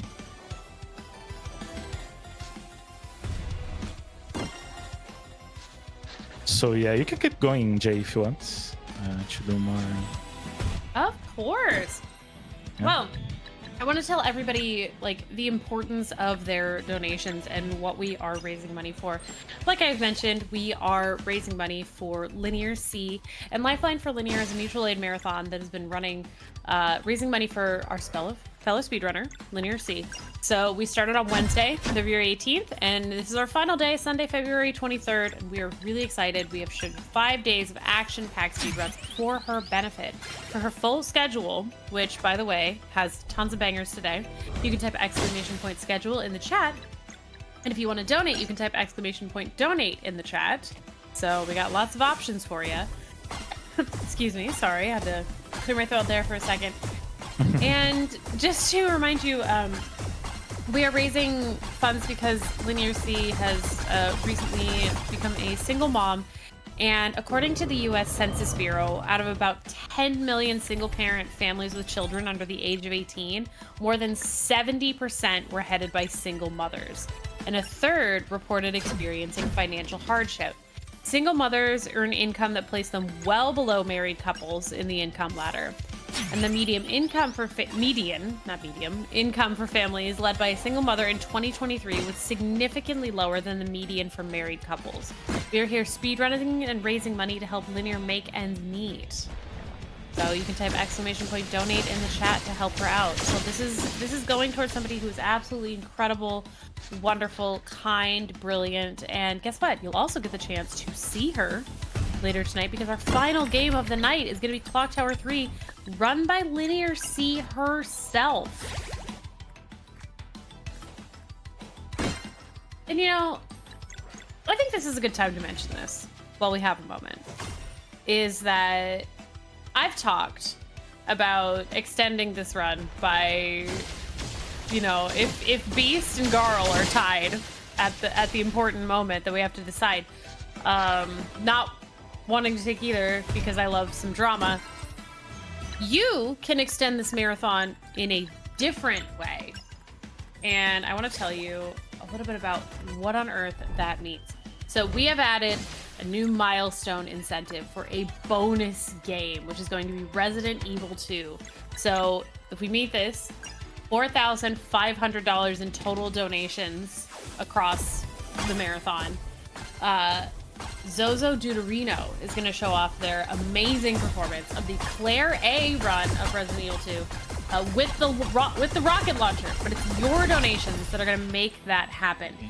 And y'all, as a personal Resident Evil fan myself, love that stuff. I really, really want to see this added to the schedule. More marathon is always good.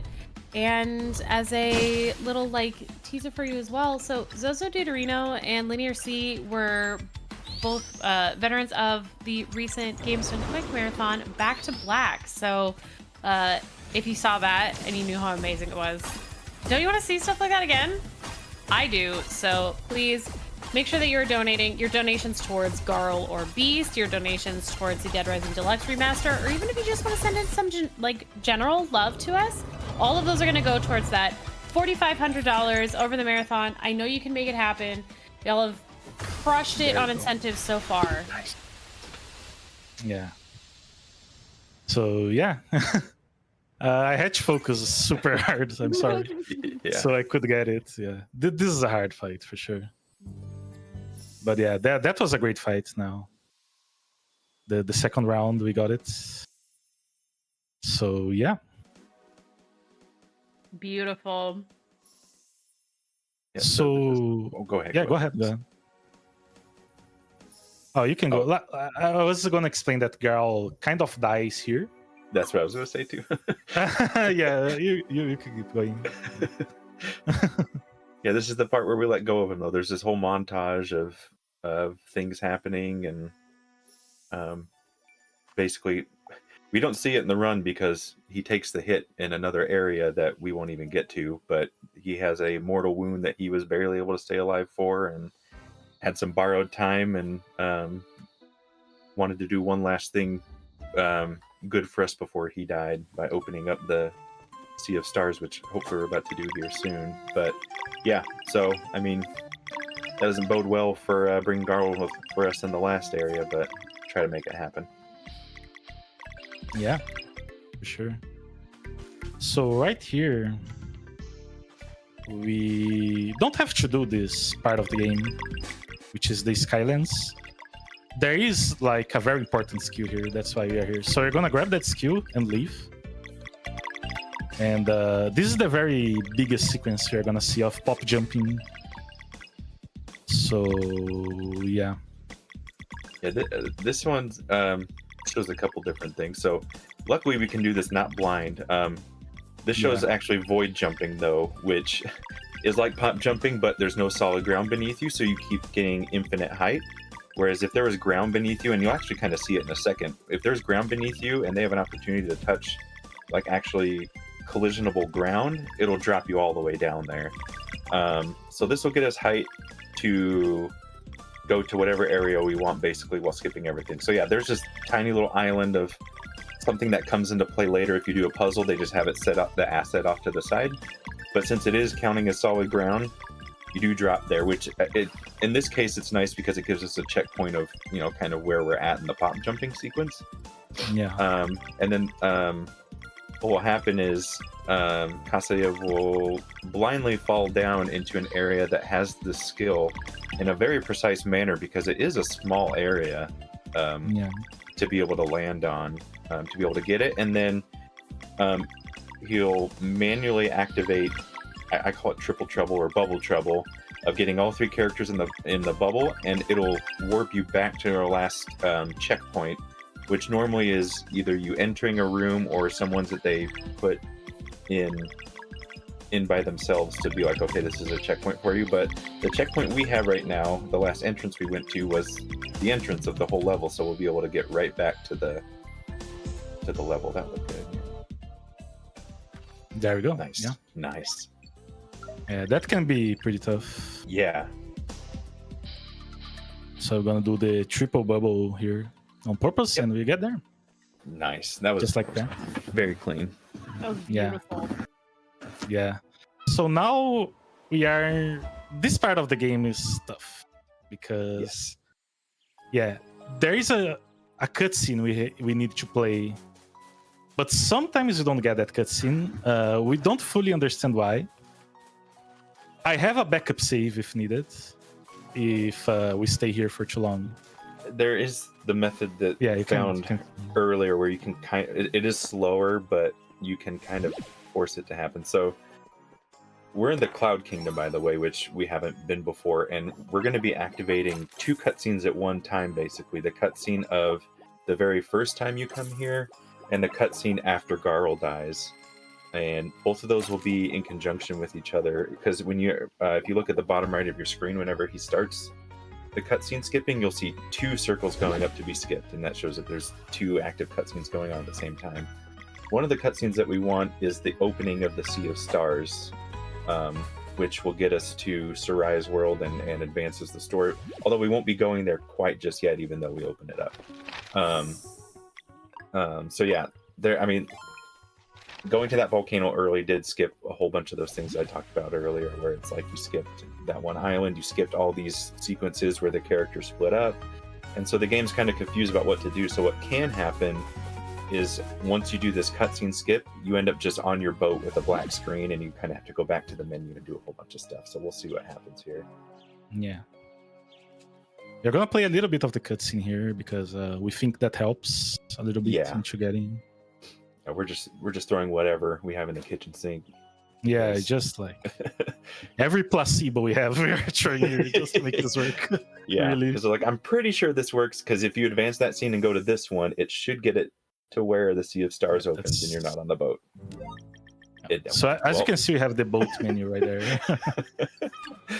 So yeah, so we are going to be blind for a while. Don't worry. Yeah, luckily it's recoverable. Yeah. Because it actually did advance stuff despite us going back to the title. It'll bring us back to Moon Cradle, which was like that place right after Garl died that we were at. So what we'll do is we'll activate a manual triple trouble, and that'll reset the screen back. Or no, you save, so you're not in Moon Cradle. Yeah. Just So you end up getting back here, which is faster. Yeah, because then you don't have to find Yolande and get warped back here to the entrance. So yeah. So then we just get to take another crack at hoping that the Sea of Stars cutscene plays out. So yeah, we just like we are gonna try this a few more times. If you don't, I'm just gonna load a save where this is done. Yeah, this can loop for quite a while. Well, if we have a moment, I do have a donation and an update Sure, for go ahead. everybody. So we have a $5 donation from a certain Garl, and it just says, "I'm Garl."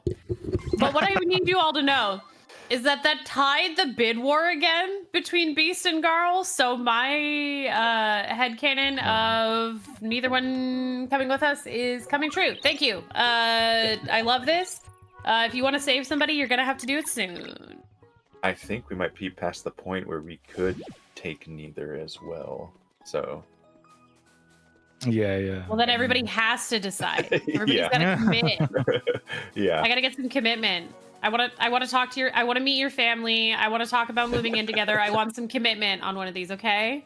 Chat, I believe in you. Let's make this happen. Okay, this looks good. So when they go to the altar there, I think this is good, but I'm not sure. Yeah. I think so. Yeah. Yeah, At some point, it runs out of cutscenes to do, so it's like, okay, fine. We'll throw you a bone and give you the right one. Okay. Nope. Cool. Okay, I'll try one more time. If it doesn't happen, I'm just gonna Back to the drawing load the board on save that. here, unfortunately. So we don't know how this works in the slightest. No, yeah. So yeah, it's super weird, super weird. We couldn't figure it We out. keep thinking things will work because I got that one where it's like, oh, he advances cutscene. It worked for me every time, but it might be per save file that it's different or something before affecting this happening. Yeah, I can't. Yeah, I like to talk to the NPC here, for example. Like every placebo we have, like just throw in. I wonder too. So I just got me sidetracked now, but kind of like that one skip that we can do in Ruin Brisk, where Valere has to be the lead person in order for the skip to work. I wonder if that matters here. Okay, yeah, that'll be a side thing for another time. I'll be testing that out after this. See if that makes a difference. Yeah. Yeah, it's not happening. So it should play right away. Yeah. So yeah, I'm just gonna load the backup save here. Yeah. The backup save is so what we are trying to do. Before I'm gonna grab the vision again so you can see. Mm-hmm. But the backup save is right after this cutscene plays, so you won't be missing anything basically. Should be same level on everything too, so not gaining anything extra. Yeah. Marathon, baby. Yeah. And we could keep pounding our head against that wall. I think eventually it would work, but yeah, I think so too. But it wouldn't be fun to watch at all. No, not in the slightest. Yeah. So right here we have watched that, and you can just go this way, right here. So yeah, the cutscene did play in the save here, so we are free to go back.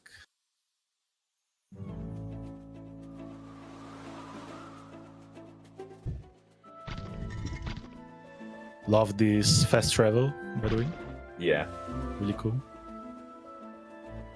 So yeah, go ahead. Yeah, we gotta go back to Mirth here, because if we don't advance the full building of Mirth, there are some cutscenes later on in the run that reference built out Mirth. And if it's not built out, we'll actually just get in a continuous loop of cutscenes where it's just, okay, go to this cutscene and then it takes you back to the place and then you try to advance the story again and it goes back to that cutscene. It's an infinite loop. So we have to do the ancient crypt and finish out the building of Mirth to be able to finish out the run. Yeah, exactly. So we still have time because of some hiccups in the run.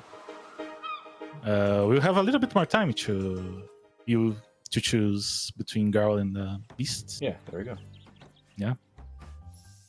But treat that like a last call, everybody. I know we said that we have a little more time, but like it's getting very close. A little more time in speedrun terms does not mean that much time.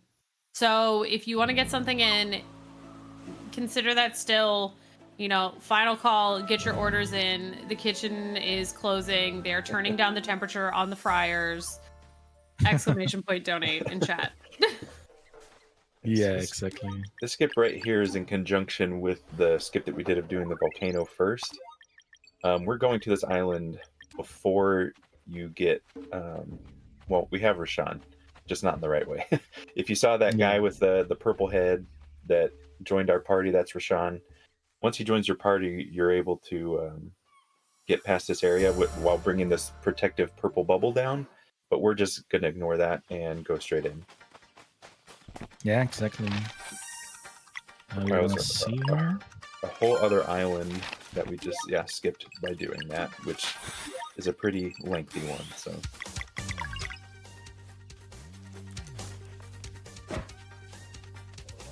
This area's got big Maple Story energy.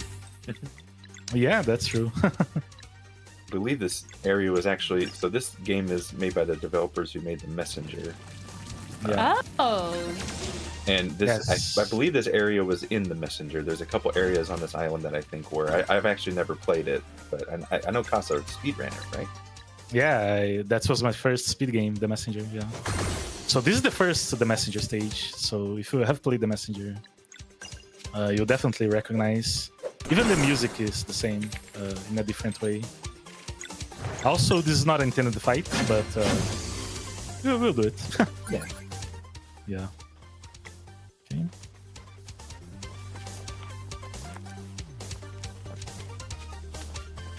I'm just gonna check some stuff because we loaded a different save.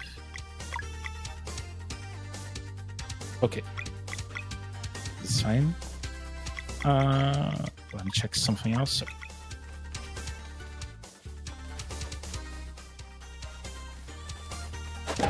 Fortunately, if you get in a battle, you lose the permanent turbo. Yeah, exactly. Oh, this is also something we don't have. If you wanna talk about that? Yeah, so if you see that sunlight going on to those different little 4 pieces, this is actually part of a puzzle where you get I believe it's a bracelet that allows you to change night and day at will, but unfortunately we skipped that. So we don't have that tool at all for any part of the run. I think this is the only part where we had actually need it with how the route is. So just do a pop jump and then some 2-3 stalling to get around it. Not that big of a deal. Who needs to change day and night when you can infinitely jump? Yeah, exactly. So right here we're gonna do a bunch of walking and a bunch of glitches as well. I'm gonna activate this again because this part is just for the rock walls. Yeah. So do a lot of climbing here, and so activating the boost is pretty good.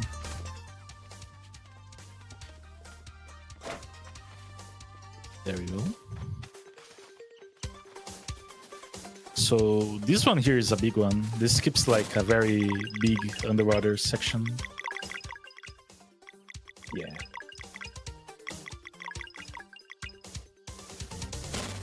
Nice. Yeah, we're supposed to enter there. Oh! Uh-oh. Yeah, if you can either return to title or you could manually do a triple trouble and it would take you back to the beginning of that room, but neither one's faster. It's just, I just like preference basically. Yeah, that one can be weird though. I've fallen off like that too. We have no visual guide of where we are on top of that invisible floor we're running on, so it's just So just from experience basically. Can't really know what is ground and what isn't. Gonna think a little bit safer here. There we go. Nice. What isn't safe is the fact that I'm gonna keep making these segues. Don't you worry. The fact that the bid war is still tied and we're running out of time. $81 for both Beast and Garl. 81 apiece. So any amount of money could save somebody right now. Any amount. So we try to not get hit by these. There we go. So right here, I will activate as we wait this enemy here. And there's a giant rock wall we're about to climb, so having the speed boost is really good. Yeah. Also useful to dodge those enemies. Yeah. Yeah, this is a big one because they want to show like the clock tower in the back. Yeah. Which is really cool. So we're gonna rest here because we kind of have to. Yeah. Otherwise, Yeah, we can't keep going. It's another interesting one, yeah, because we're supposed to have the bracelet to change night and day to activate this door, but you can actually just rest and it auto completes. Yeah, exactly. So this is a boss fight we should do. That's also in the messenger, but which is the leaf golem. But okay, nice. That's pretty good. Very good. That Yeah. wall can be really finicky. That one can be tricky for sure. This uses to be the biggest cutscene sequence in the game, Oh, and yes. yeah, before cutscene skip was a thing, this was terrible. You have to like sit 10 minutes here just watching stuff. Yeah.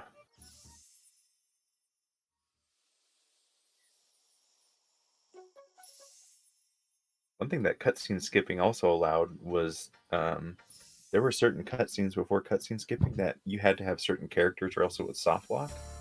But cutscene skipping, their method of doing it, from what they said, was like in the background they are actually just speeding up the whole cutscene to completion, rather than truly like doing like a skip or something. So what it allowed to do now is those cutscenes that used to soft lock us if we didn't have the right characters don't. So it made for some skips to be possible now. Yeah, that's amazing. Yeah. Like literally some skips just work because we have cutscene skip. Yeah. And we are going out of bounds once again. A little bit faster than taking the intended way. Yeah. There's a lot of invisible walls here, so I'll be bonking everywhere. Yeah.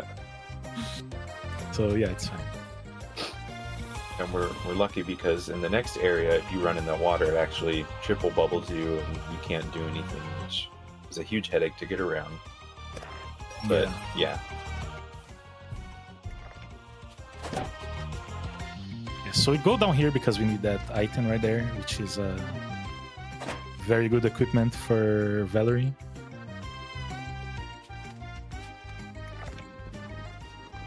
Which one was that? Spirit of Ninja, or what was that? Yeah, that's it. Okay. Yeah, and that I think increases the amount of combo meter you build up. Yeah, exactly. Very good one. So we used to do just like the other part here. We would go in the background there. Ooh, that stuff. Okay. So you would step in the background there and go out of bounds. But we can't do that in this part anymore because, as Anchor said, it would give us the triple bubble. Okay, there we go. Yeah. And this whole area requires the day-night bracelet. That's the whole gimmick, is changing day to night and bouncing on these mushrooms and everything. Since we don't have that, this was probably the most worrisome area too before we found 2-3 stalling, because we're just not able to get around this bridge, and we're almost thinking that we might have to do Death Peak and everything and all this other stuff just to get the bracelet just for this area. But when we found 2-3 stalling, it made it possible, which is very nice. Yeah, very nice. Okay, there we go.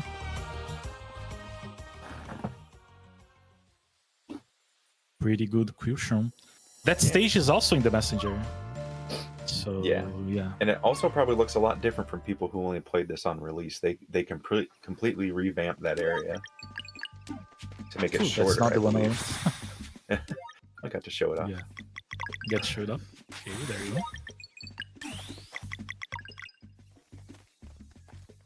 Everyone have stars for a moment. Yeah, hopefully we don't get hit by this enemy here, we try to pull the lever. Okay.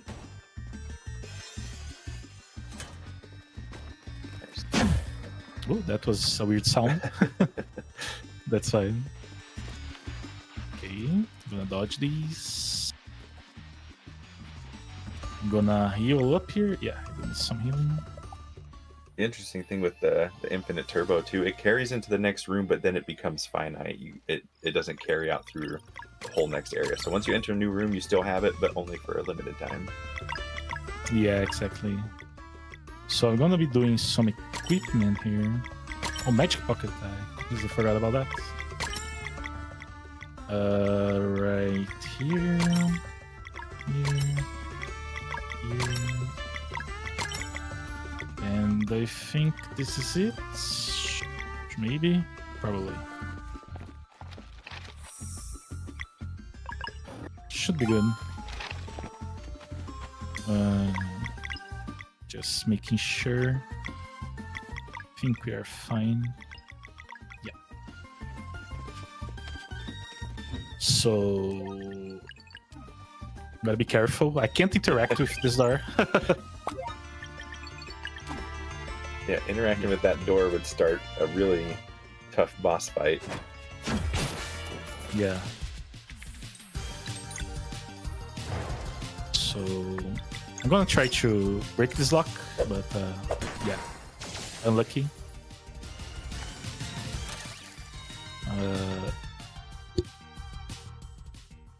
So that enemy gives haste to the others, which is not fun, but it's fine.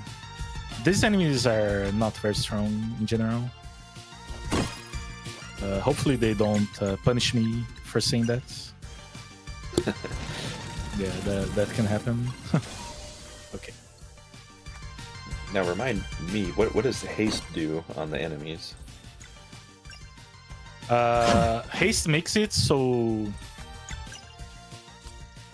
you gain those 2 arrows to the side, right, next to the turn, and then you can.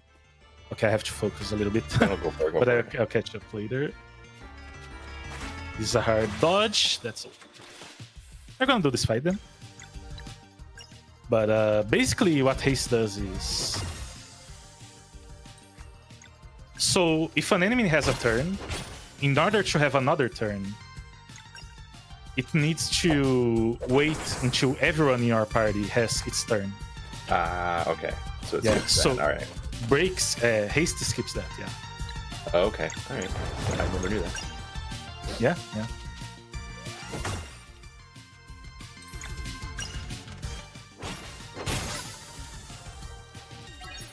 Okay, nice. Getting level 7. Little clock enemy. Sorry? I love that gross little clock-looking enemy. Yeah. Yeah. It's a pretty nice one.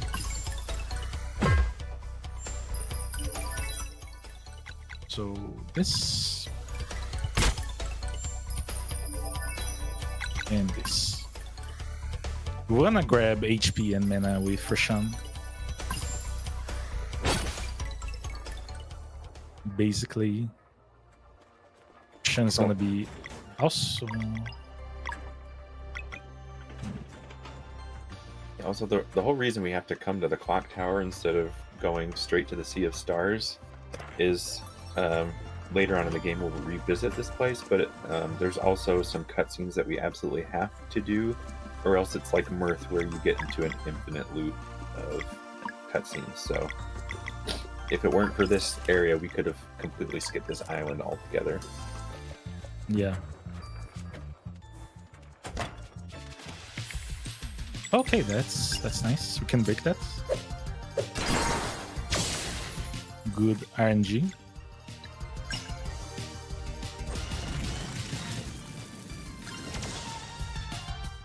They should die a lot faster here. Oops. Yeah, Rashan also got in our party.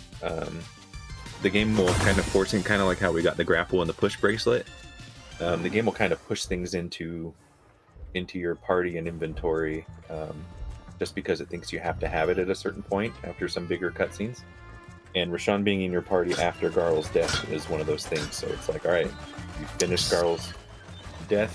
Rashawn's supposed to be in your party. Here he is without any equipment. Yeah, exactly.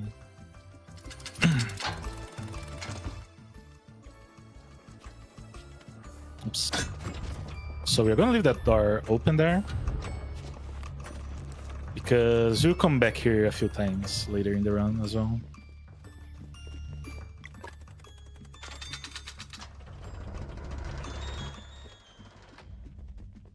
And yeah, coming up here for this clock tower section. One of the most glitchy sections. Yeah, for real. It's very, very glitchy. Yeah. To see it. It has a lot of skips going on behind the scenes too that we're just going to ignore one section completely, which is actually a big story scene and the catalyst of Garl dying, but we're going to skip that. Yeah, exactly. And there's those acolytes that we saw earlier. They're called 1, 2, 3, and 4, who we say talk a big game but never do anything. And their kind of final interaction, final fight between all 4 of them is in this area, and we're just gonna be like, "Don't care about you. Sorry." Yeah, completely ignore them. Okay, nice. Nice. So basically, there's a few floors here. I'm gonna go through them. We're gonna make a little detour here to grab this equipment. And this is gonna be HP for Sean, basically. Let's do a bubble pop so we can... Oh, nice. Okay, we have to do one back as well. That's fine.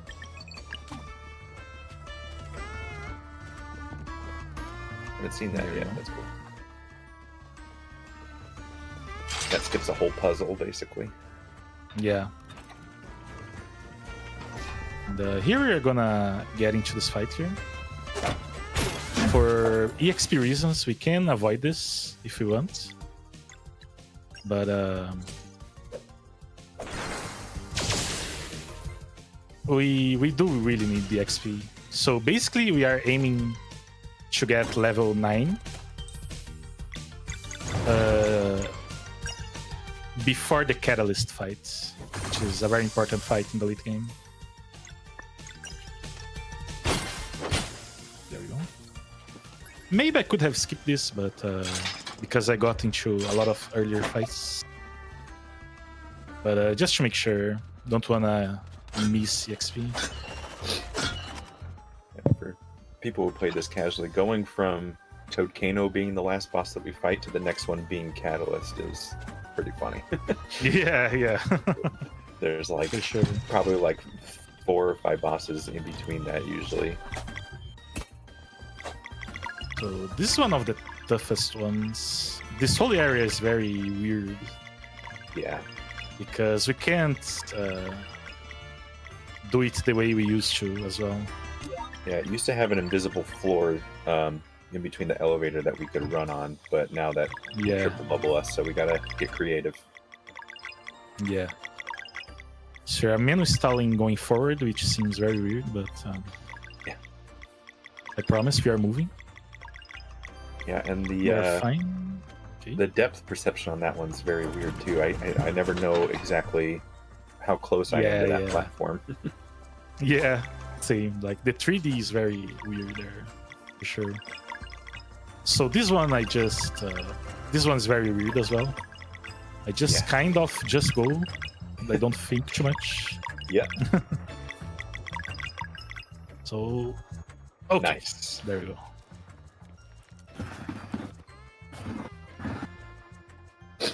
Cool, pretty nice. Yeah, that's it. This one you're supposed to do the left side to be able to advance up to the next floor. On the floor below, that was optional to get an item, but on this floor, it actually wants you to do the left side to just even advance. But doing what he's doing now is just avoiding all of that. I'm sorry, you were going to say something. I was going to ask if we had time for a quick update. Sure. Okay, well, I do have some news that we have received a $5 anonymous donation that puts Beast in the lead for this bid war. So thank you so much. I know that there is already some discourse in chat of please save Garl. Well, you're gonna have to try and save Garl because Beast is in the lead. Let's go. Let's go.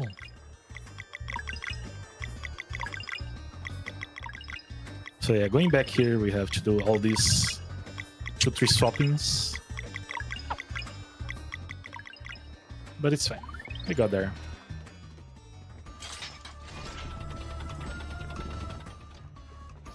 And right here, we want to talk with the... I just forgot her name as well. But she has a name too. It's like Watchmaker, maybe? Something like that. But yeah, we just want to get that cutscene. Yeah, and also you'll notice Garl's in our party. He came back whenever we did the Ancient Crypt back in Mirth. After that is when he joins back up. So immediately after he dies, we're like, no, you should come back. Yeah, exactly. But that won't change the fact that we can easily replace him with Beast. Yeah, so talking about that, we can close it pretty soon. I have to know in about a minute. So if you think you can close that right now?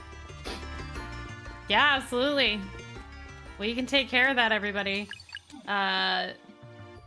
But that does mean, unless somebody gets to it while I'm talking and filling space right now, Yeah. that Beast is in the lead. I'm going to speak slowly while that processes, but I'm pretty sure it means that we are keeping Beast. All right. Okay. He's been in the vault for quite a while for the glitch speed run, so it'll be good to see him again. Yeah, for sure. So yeah, let's do this. Let's grab Beast. So we would go for the Sea of Stars right now, and that's what we would do if we would keep Garl. But instead, we are going to Brisk because we are not grabbing Beast in the intended way as well. So this used to be in the run. We called it Early Beast, but then we found out we don't really need Beast to finish the game. Yeah, it was necessary before for one cutscene. There was one cutscene that required Beast, and if he wasn't in it, it would soft lock. But with the introduction of cutscene skipping, we didn't need him anymore. So, Let's see. You're usually supposed to get him. You go in the Sea of Stars. You do the island where Sarai's from. I think it's Repine or something. You go to this whole area, fight a boss, and do all this stuff, and then Beast is in your party, and you can get him. But there's actually a side quest at the end of the game to do an arena in Brisk here, and it's actually Beast actually his main side quest because he wanted to try out the arena. And so what happens is, well, we'll find out here. Okay. Yeah, this is a weird one. Yeah. He's being kind of rude and not letting you in to the arena here because it's not completed yet. So yeah, but we're just gonna force ourselves in anyway. Yeah. All right, say goodbye to Garl. I have to skip. Yeah. And there we go. Now we have. You had to talk to her first one. Yeah. I have to text her already. Yeah. Yeah. Oh, I was worried there for a second. Yeah. I forgot because what happens is, for this section, Beast is actually he wants to do the arena, and he's in every single fight in this arena. And so what happens is we'll talk to that lady again. He'll be like, "Oh, I want to do a fight." We'll go in, and it'll have a party composed of Beast. But then we just tell the clerk, actually, we don't want to fight, and it sends you back out. But it'll send you back out with your party rearranged with Beast in it. It's also a way that if you don't have Rashawn early on, you can actually get Rashawn and Beast at the same time. But I think it ends up sending Beast away because you have to do this other stuff. But yeah. Yeah. Okay, this one should be good. Okay, there we go. Yeah. The other method of doing this was terrible as well. Okay, there we go. It involved a huge blind pop jump sequence, and you had to land in a really nice spot, and you had to get enough height that it activated the NPC, because if you didn't do enough, then the NPC wouldn't activate, you couldn't talk to her. So, much easier method now. Yeah. Yeah, there he is. There he is. He's really happy to be with us. Thank you for your donations. Yeah. Love him. He's cute. Oh yeah, he's awesome. I am going to point out that somebody in our Lifeline for Linear Discord referred to it as this betrayal of Beast winning as Beastrail. And thank you. Honestly, I think that was worth Beast winning the bid war for that pun. Thank you. That was really worth it, yeah. I actually think he's better suited too, because in new game, Garl isn't supposed to have any good equipment past a certain point. So Beast might act, and I don't think a lot of locks account for him. So I think having Beast is actually makes some stuff a bit easier too. For sure, for sure. Some of these can be a little rough too. We'll grab a weapon for him later as well. Okay, nice. That next right skip, I don't get half the time. Yeah, I wait for the zombie to turn around. Hopefully. Like how he turns into a little bottle when he's in water. Yeah, this is barely possible. That just barely hits. Ooh. Yeah. Nice. This fight skip can be tough for sure.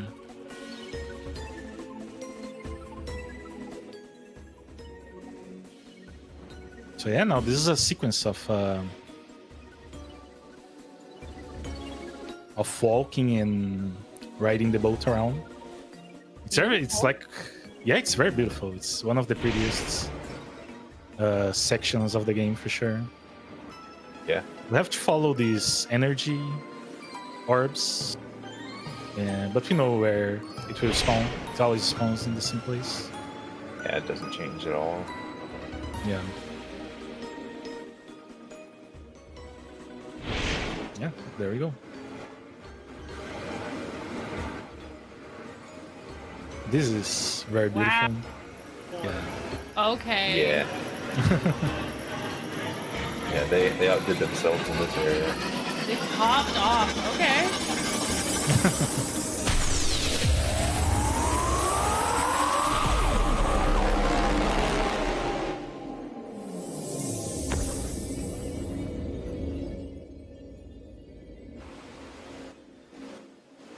Okay, nice. So we do have this middle section before going to the other worlds. We can't quite run here. There is a way, but don't think it's worth it. Nah, it takes too much setup. Yeah. You can bubble pop onto the side, but there's ways that you can fall off, and you got to do it completely blind, and it's just not worth the time. Yeah. Okay. Oh, Beast side there, I never realized. Yeah.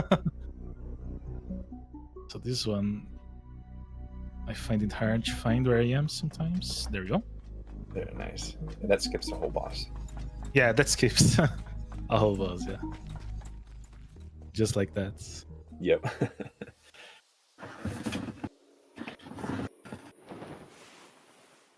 Yeah, we're coming up to the late game here of the run. Yeah. Very nice. Yeah, So- yeah, chat. It that was the sea and the stars that we were promised. In Yeah. the name. We found it. And that's the Sea of Stars area, actually. And there is plenty of sea and stars for sure. Yeah, the game kind of tries to guide you to the next area. It points your boat to the right, and it shows that island as it's zooming over the world, saying, "Hey, that's where you're supposed to go." But we went left. Yeah. We won't touch that. Yeah, speed running. Yeah. We will Yeah. go to the one town there, but not through a method of going through the island at all. So Yeah. So that whole area to the right there, we are not going there much. yeah, Only as Inker said, we are going to the town, but later.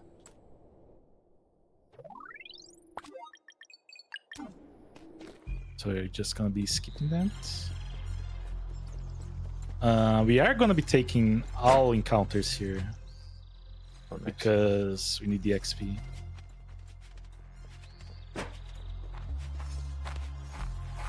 So this is an annoying fight to dodge. So I don't mind actually taking it. Even with some turbo, it's hard to get around. Yeah.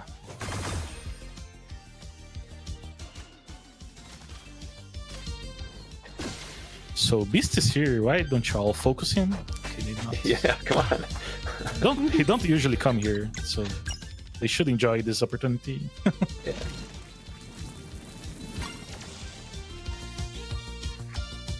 Yeah. So Beast is gonna stay alive here. The only one. Funny enough.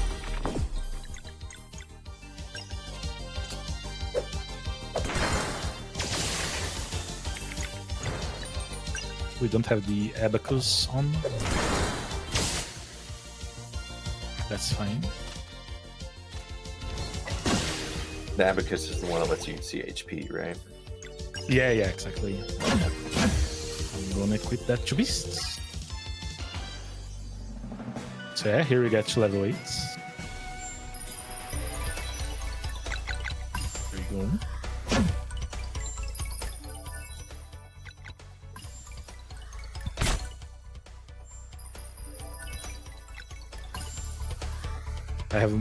I just grab what I grab with Carl. I don't usually level up Beast too much. I'm gonna be honest. Yeah. He's here. That's what matters. Yeah.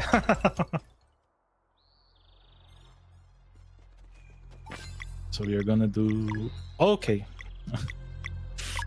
I have to know that Garl is not here anymore. I was gonna use the Garl healing skill, but it's fine. I can just use items for that.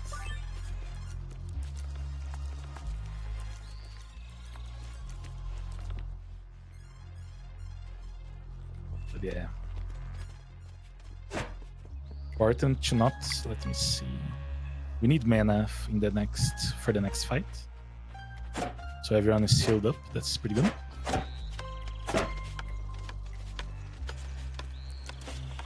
By the way, everybody, thank you so much with that Beast and Garl bid war for raising $167 for LinearC. I know that she appreciates it, and we appreciate all of you for helping us out. Yeah, for sure.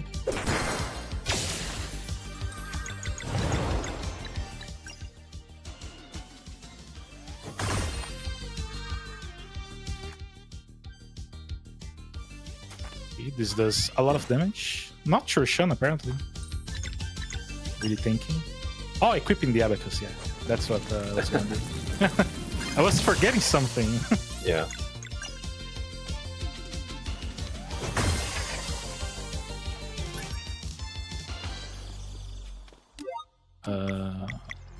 Equip.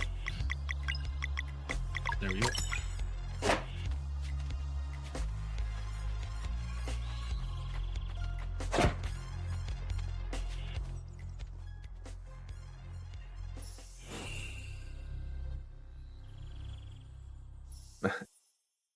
Those bird guys, they get the 1, 2, 3, 4 treatment. They're gonna Yeah. be foreboding and trying to get in the way, but we just won't bother with them at all. Yeah, exactly. That cutscene in particular bothered me because there's literally a jump scare in that cutscene Oh for yeah, some reason.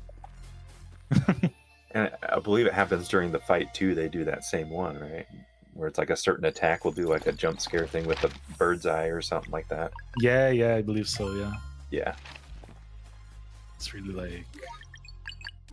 So skipping this area might seem a bit small, like, oh, there's going past a couple gates, but this area is actually kind of a trick and a trap. You end up doing a whole bunch of stuff of pulling these levers, and one of those birds, the one that looks like a duck, ends up dropping you through the floor, and there's a whole underground area that you have to do to get back to the area we're going into now. So that actually saved probably a decent like 8 to 10 minutes or something like that just from doing that skip. That's a huge underground section for sure. Yeah. Oh my god. Oh. Pop. I believe I can go there. Oh yeah, okay. You know what? Oh, nice thinking. Yeah. Nice. Yeah, there we go. Nice. That was a nice improv there. That's what we like to see. That's some experience right there. Yeah. I pressed the button a little bit too early and I fell there, and that never happened before. Yeah, that So, can happen. yeah. There's a place in the mountain trail where that can happen if you hit jump too early, you just fall out of bounds. Yeah. Okay.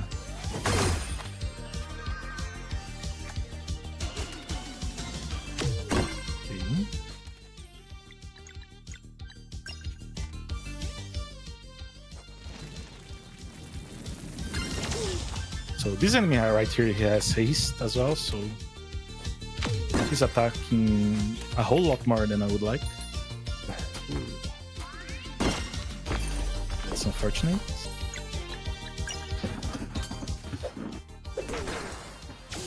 Okay, nice. Nice. So you're gonna go up to level 9 right now. And we shouldn't level up anymore until the end of the run.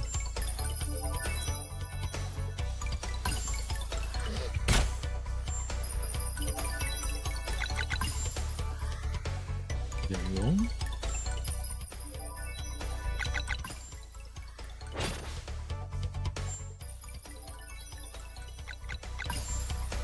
So getting level 9 is important because it makes the one cycle catalyst fight a lot more possible. So and that's already a hard fight. Yeah. To do the one cycle, so we are hoping to make it a little bit easier by getting level 9. That fight's also while getting conflagrate is so important. It's worth the time that we went out of the way to get it. Yeah, for sure. So this is another section we won't be seeing much of. I like this pop jump here because we stay on the side there and we can see them going up. Yeah. Peek So behind the very curtain. nice. Yeah, exactly. So we have these are all puzzles. And Yeah, there's a whole thing where you do a matching game and then you fall Yeah. down. You have to go up here, push a whole boulder down, fall down, do another fight, and have to get these things from a chest and then climb back up. So it's just, I don't want to deal with any of that. exactly. This whole section there. Should be close to the door now. Okay. Yeah. Nice. That was kind of close, yeah. Yeah. A little bit scary. You're just keeping it fresh for us. Yeah. Yeah. He's just optimal. I'm gonna just grab this weapon here. So the boss fight is on top of the stairs. I'm gonna equip this and this. I'm not used to equipping that. This skip is probably my favorite one. Yeah. This is a big one. It's very satisfying to pull off. For sure. It can be a hard one, so I'm gonna save as well. Yeah. So yeah, this is a big sequence of pop jumps as well. Let's see how this goes. I also will be focusing on this one because I have to count my pop jumps. Yeah. You mind if I explain what it skips? Yeah. Sure, go ahead. Okay. I don't want to take you out of focus, but yeah, basically after the end of the fight that you're supposed to do at the top of the stairs, it activates an elevator that takes you to the exit. But we're just going to go straight to the exit while avoiding the fight. Because yeah, to explain probably a long time ago, but all of these maps are connected on one big area, and all of them are accessible. If you do pop jumping, it's just you can't see all of them at the same time, but they are there. So doing this pop jump, hopefully what will happen is he lands, and it's a pretty small platform to land on. He'll land on a platform and to where the exit is. So yeah, this one's pretty precise. Yeah.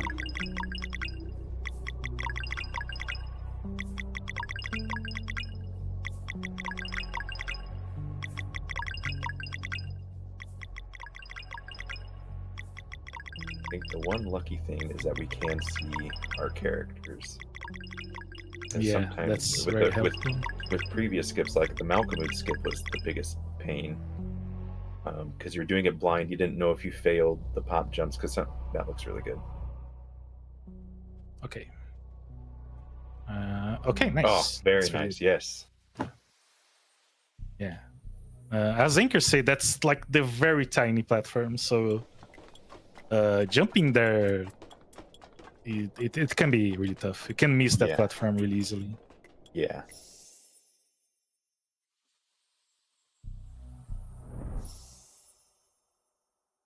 So that was the cutscene that you used to need Beast for, was dropping that whole battery. That was his one contribution that needed to have him in the party. But yeah, with cutscene skipping, don't need him anymore. Yeah. Well, we have him Exactly. anyway. Yeah, so yeah. Thank you, everybody. Thank you, everybody, for your very generous donations. By the way, if you were enjoying that bid war and I don't know, maybe you were a Garl fan and you're like, no, I need a win. We do have another bid war for later today for Dead Rising Deluxe Remaster that is open for you.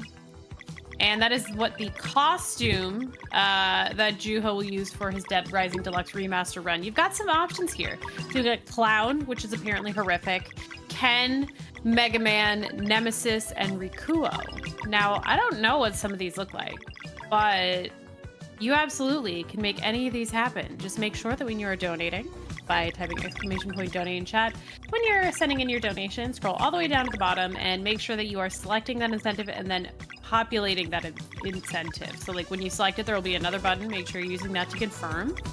And then you're good to go. And I want to see what y'all think. So if you want to explain some of these costumes to me in your donations, I would love to hear it. Yeah, so we are coming up for Skybase. And we're gonna skip everything basically. This place is annoying too. There's some enemies that can put a shield on, and you have to break through it before you can get to them. It's just the fights here are so annoying. So to be able to skip them are very nice. Yeah.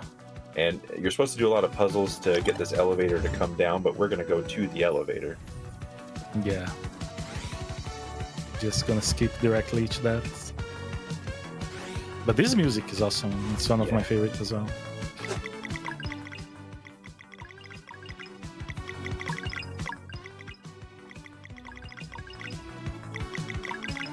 So yeah, this second floor we need to get to the area first where the elevator is.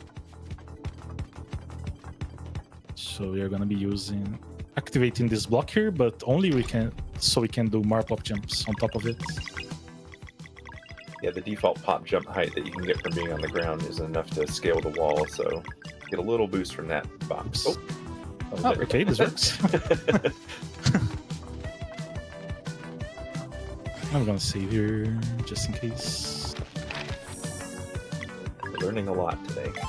Different things that we can and can't do. Yeah.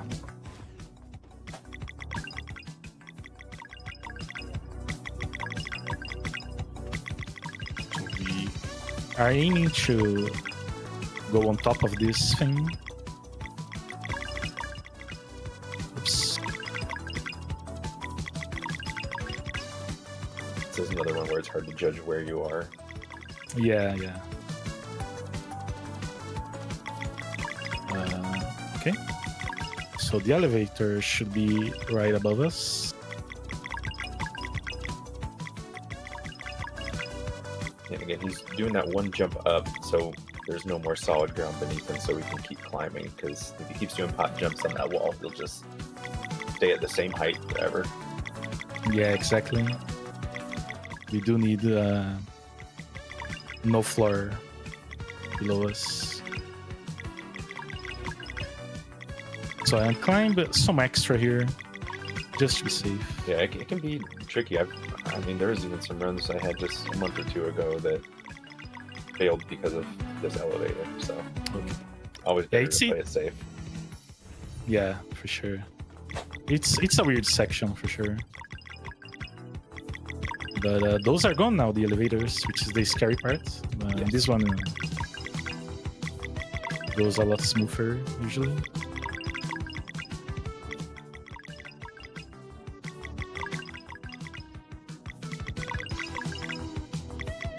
And this next one will leave us right at the boss door.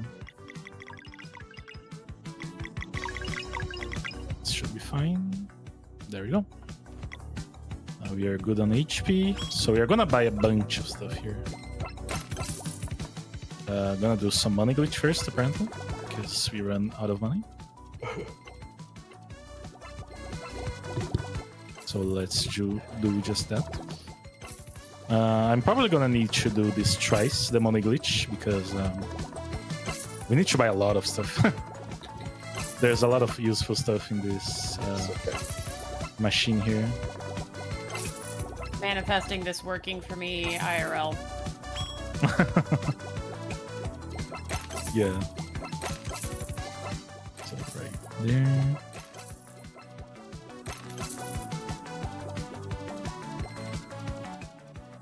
Yeah, so I'm gonna do it once more so I can get more money to buy this food right there that is pretty useful. I'm gonna buy like, I don't know, like that. I can buy like 10 of these. Then we can sell all of these. Okay, it's looking good. Let's save once more. So yeah, this fight is very annoying. I don't like it too much. Yeah. The ending of it's pretty satisfying, but getting there is pretty hard. Yeah. So we're gonna start with a Sunnering here. These will get rid of these first ones.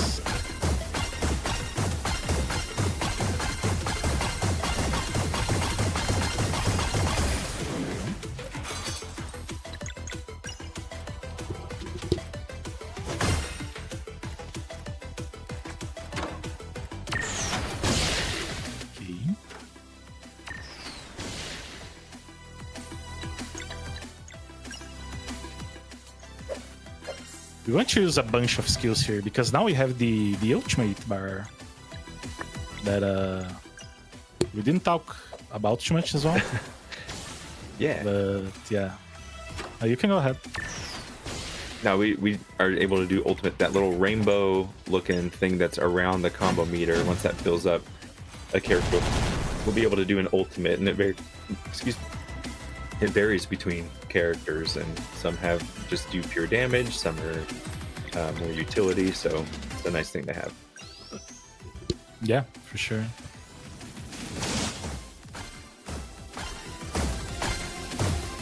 Unfortunately, Roshan's ultimate, which was the strongest one by far, also got nerfed heavily. So yeah, and all of its aspects it did. Yeah.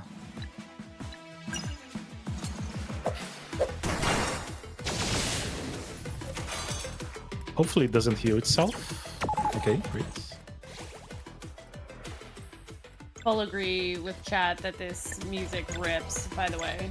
Full agree. Yeah, this is a pretty good one. Yeah, Sarai's world in general has lots of good music. So I'm improvising a little bit here. Because I got really bad RNG with the turns there.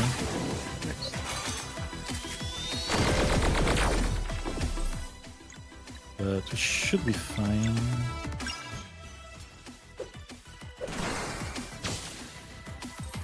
We do want to get 3 combo points as well before the next phase happens.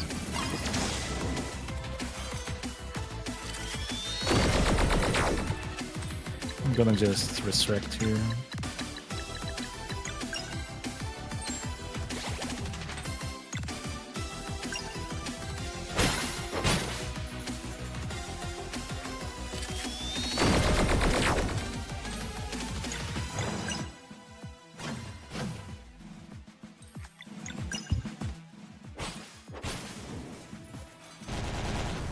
So usually we would do the Reshan ultimate here.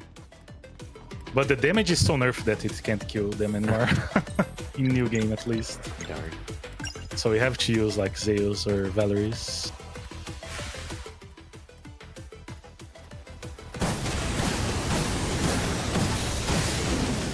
Definitely satisfying visual. Oh Yeah. yes, completely.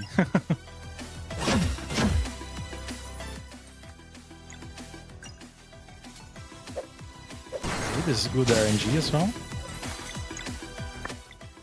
Let me think a little bit. I have a very specific way of doing this. Oh, it didn't die. Okay. Don't heal itself, please. One left. Okay, that's 2 turns. It's fine.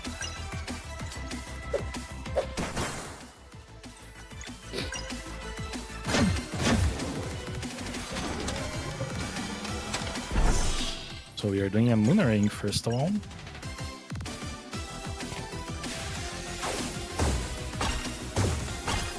Try to get a big one.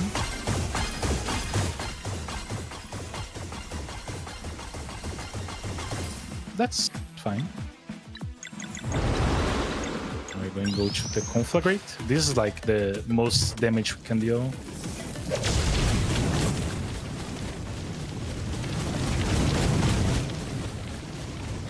Okay, Oh, nice. very nice one. I'm gonna disorient for some damage. And this is where it should kill. If it doesn't, it's tough. If it Yeah. doesn't. But we'll manage. We'll do something.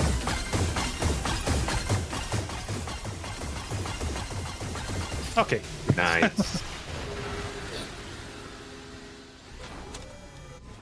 that conflagrate skill, you could probably tell just from the visual, but it tries to like drag away from you and go in random directions, and so you're using the joystick to kind of rein it in and stay on top of the boss. And some bosses have different hitboxes where it works. So yeah, it can be a tough one to wrangle in sometimes. It'll like shoot off way up to the side and stuff. So having it on top of the boss like he did the whole time is very nice. Yeah, it really is.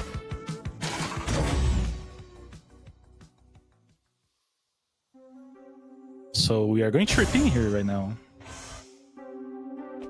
This is the only time we will get to see the city. We should be here if we if we played glitchless, but we can skip this whole section here. So first of all, I will do the money glitch, and I will do it twice as well with this item here. So what we want to buy is an equipment for Sirai, a very strong one that it's going to be very helpful. Oops. But we also want this crusade here. That's a party heal, and it's very useful as well. Yeah. That heals the mana and HP of all party members. So we are loading up our money here.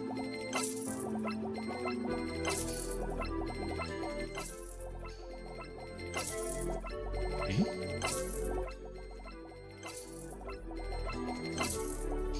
Pretty good money glitch there, pretty fast. Yeah. Yeah. Oh, we are also gonna grab equipment here. So we're gonna go there. And behind this door, switch like that. Yeah.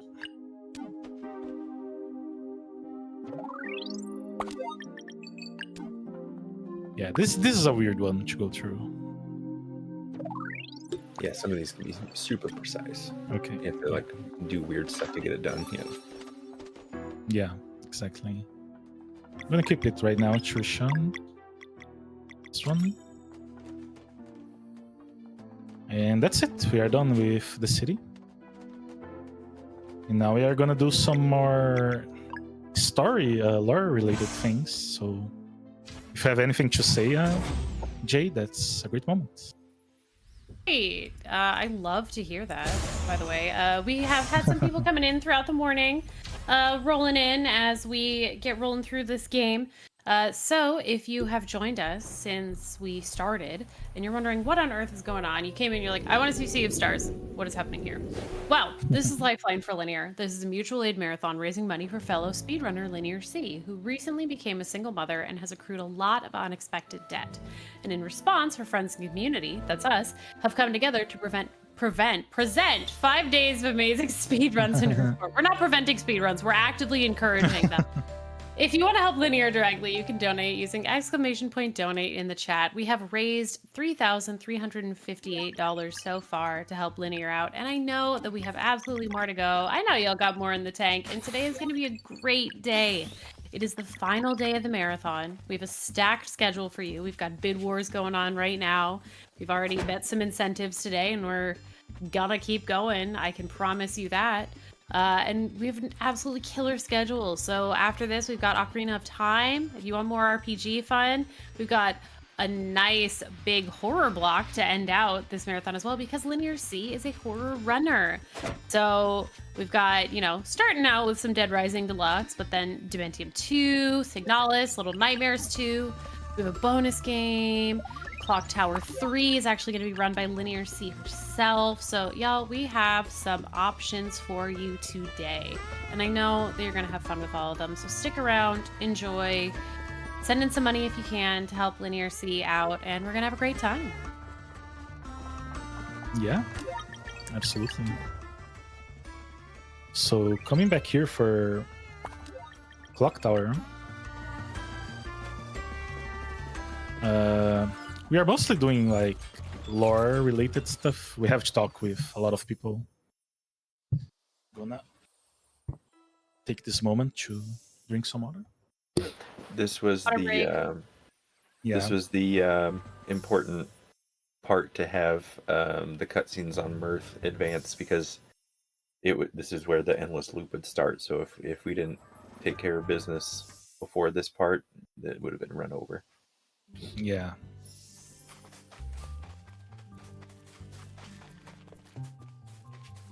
So going back here to talk to Hortense. I'm glad it showed up her name there. Yeah. Yeah. And this is should be the last cutscene we need to watch. And we will go right back to fight the next boss, which is Dweller of Dread. Which is very annoying as well. It's like a very scripted fight. But if it goes slightly out of script, it's really annoying. Really annoying. Yeah, and the RNG...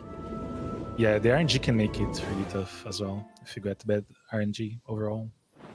Yeah, if there's one lock that you don't break, it's the attack isn't too devastating, but it just takes so much time. The one where it clones and you have to do like basically 2 turns that doesn't damage the boss at all.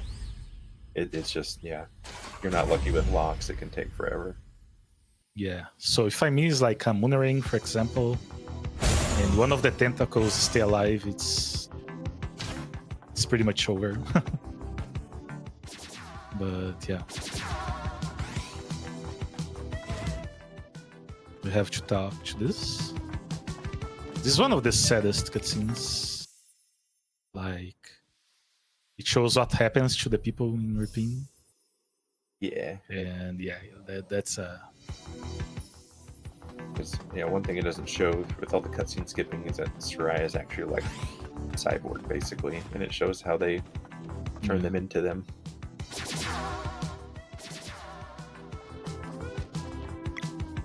That's not where I want to go. But take a a look at Ripin one more time. That one happens all the time. Yeah, you just like. There you go. Nice detour. Yeah. So we are definitely gonna save her, just in case something bad happens.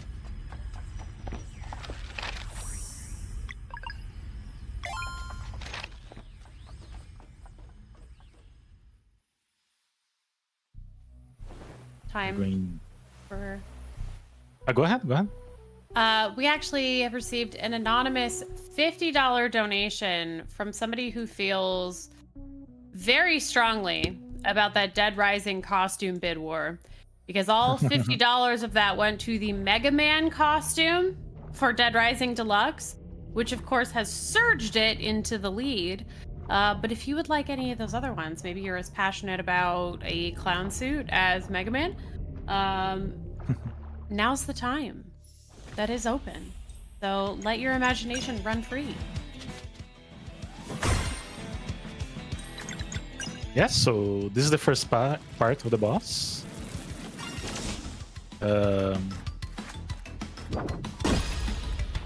We have two. Oh, that's not cool. Ouch. But it's fine, yeah. So these tentacles only really take damage from Moon and Sun. So Yeah, it's one of those enemies that are just ultra vulnerable to both Zale and Valair, so yeah, everyone else just kind of plays a support role in this fight. exactly. So I did a disorient there. We once again want to build up our ultimate bar. I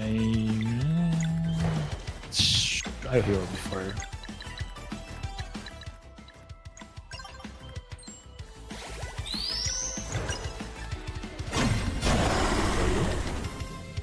Want to be healthy for these next two tentacles.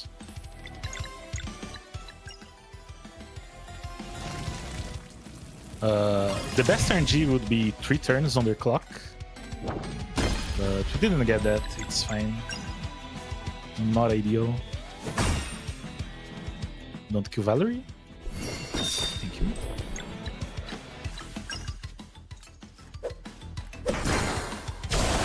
We still need to build some ultimate bar here.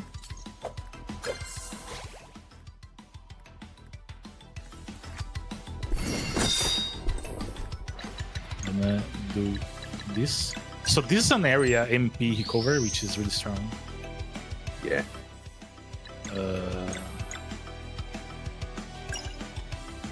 This. Okay, there we go. Nice.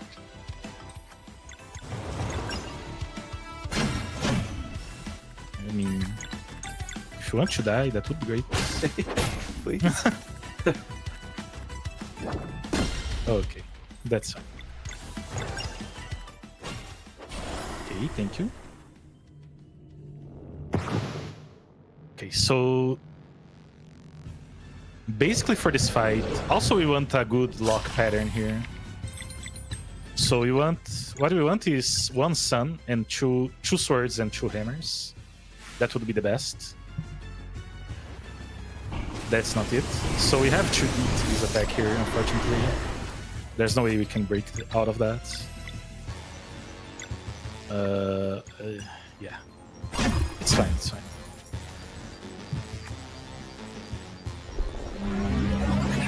Okay, at least Zeo will die fast.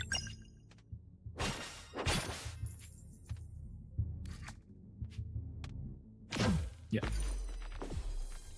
So there are ways to avoid this attack actually later on. Go ahead. No, I was just intrigued with the way of finishing it early. Yeah. Yeah. So this stuff. We're gonna do an attack with Beast here for the fans. For the people who donated. So basically I was stalling so I can do a Moonerang to kill the tentacles as well.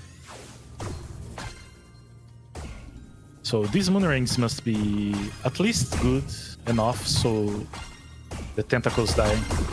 We don't want the tentacles to have turns because that would be really bad. They have the potential to grab another player. Yeah. Not fun. And yeah, let's go Conflagrate.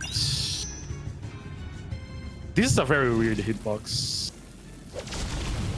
Yeah, it's like all around the mouth. Yeah, it's a really small hitbox for this one. Yeah.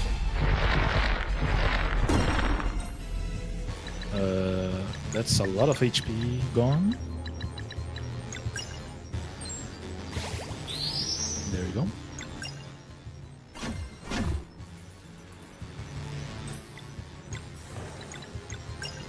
Is pretty cute though. Yeah, it kind of is. Just the way that this game looks and it's stylized has been just really fun to look at. So even if you're not familiar with the game, you're like into it because it's fun to look at. Yeah. I like it a lot as well. It's pretty pretty.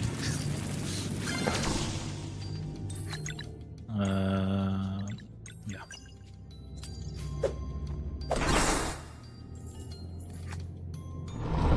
So we are gonna heal here with Roshan next turn, and hopefully we... That's fine, I think we can make that. There we go. Nice. That did waste... This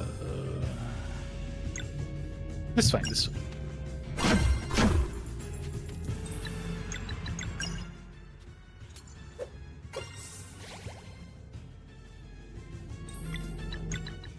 There we go. So whenever I have the ultimate, we want to save it so we can use when the tentacles are alive, so that instantly kills them. I'm gonna use a Moonerang here. Maybe I shouldn't, but I'm feeling good about the fight. Yeah, go for it. Yeah. Things are going well, so...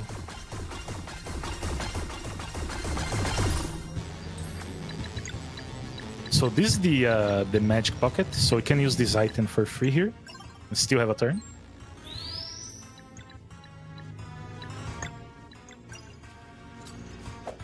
And it used to happen every turn.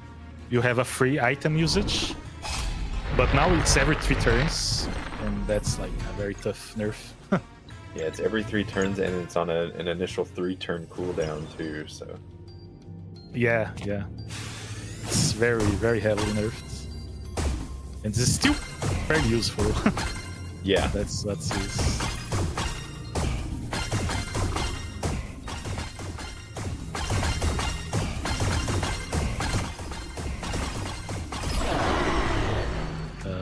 This will do a lot of damage.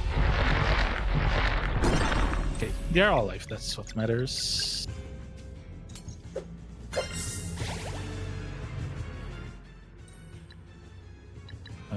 I'm gonna play it safe. Just gonna recover our mana here. So I'll do something here. If you don't have Zeo or Valerie in our party, this will be just a regular attack. That was found by Justin, I believe. So instead of using its skill, yeah. Yeah, it was just a bit ago they found it too, if I remember. Yeah, yeah.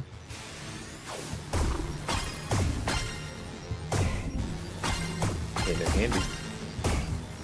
Came in very handy, yeah. For sure.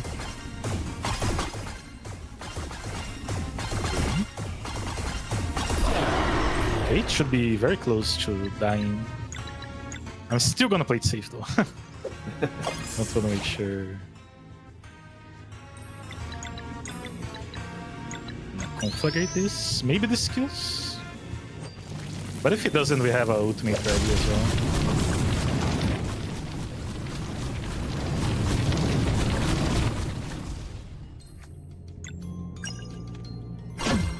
We're gonna leave the ultimate, so there we go.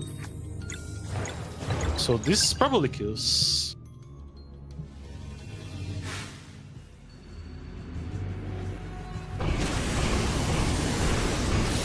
Great, yeah, there you go.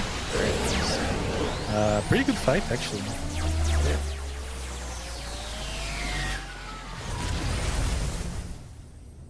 Beautiful. That was a And- long one. That was a big one. Yeah, yeah. That's a pretty long one. It's not only longer than the last fight that we are coming right now for the last dungeon of the game.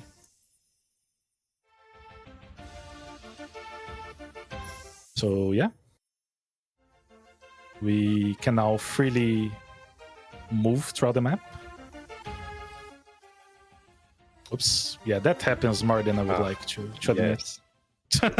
Yeah, it's really tough to know when it's going to happen too. Yeah. We are gonna save every time we can here because it's a lot of out of bounds Yeah. that can ruin the run. Yeah, and sometimes it can start a boss fight without meaning to, or sometimes it can. There's an encounter that can soft block you because it's out of order. So it's Exactly, just, yeah. This skip in general is just annoying too. This is one of the harder ones, even though it's very nice. Okay. Yeah, it's a pretty bad one. Yeah, you have to land at just the right spot. If you go too high, then you're stuck, and yeah. Yeah, it's pretty bad. This one got annoying with the newer update because it counts the gate as unsafe, so it'll bubble you sometimes as you're doing that skip. Yeah, that's a very annoying one as well. They all went well, so I'm really Yeah. happy about that. This one right here is about to skip a good boss fight, and you'll see the boss, and he just won't mind us running by him. That's fine. Yeah, it's right there. See ya. See ya.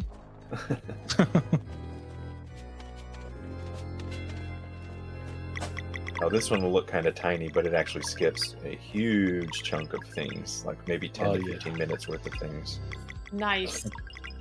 Yeah. This We'll skips go- a lot of stuff for sure. We'll go straight up to like this little elevator because this is like the exit of one area, but the area that you go to, it's super long. So we'll just go right Yeah. here, and that's skipped.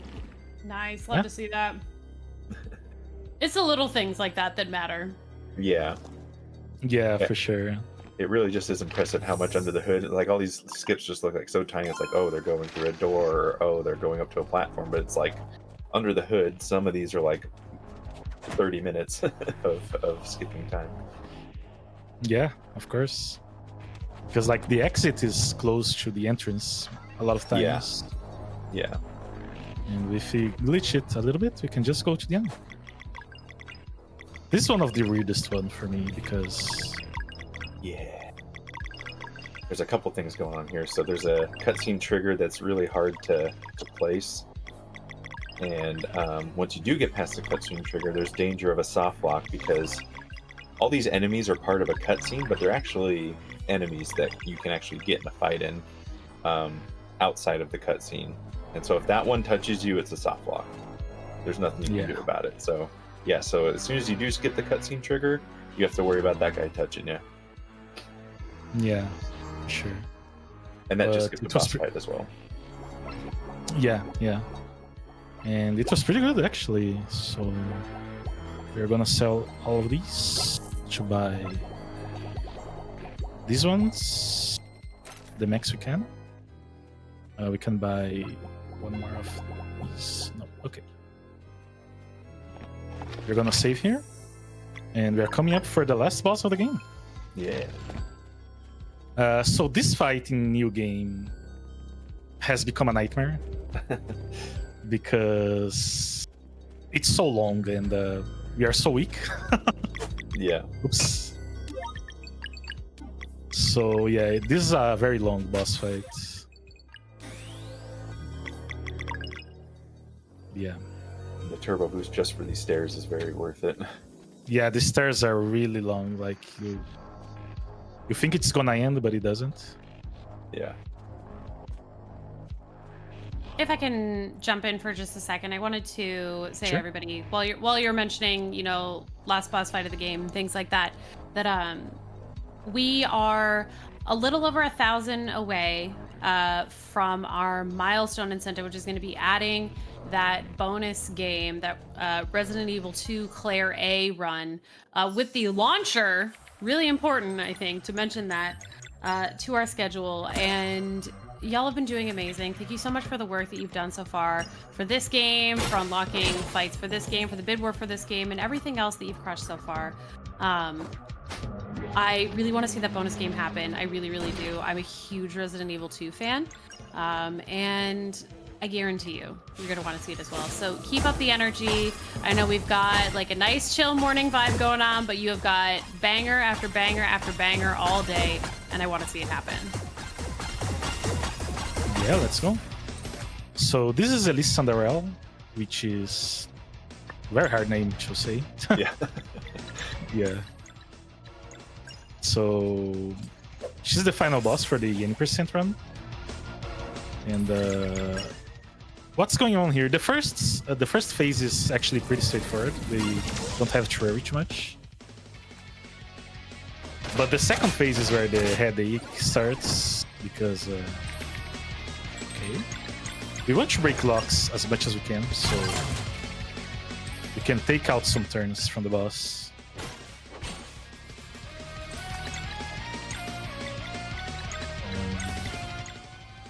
So I just put Beast there in the party so he can tank some hits. Also, because we have Beast, we have more ways to break locks that otherwise we couldn't. So in particular, locks that have the arcane lock, they are really hard to break, and we usually can't break those at all. But with Beast, it becomes a lot easier. Yeah, Garl just can't get that done. The only other arcane damage outside of that was with Rashawn, and it's not super worth it every time you use it. Exactly. Okay, I can break that. It's gonna be...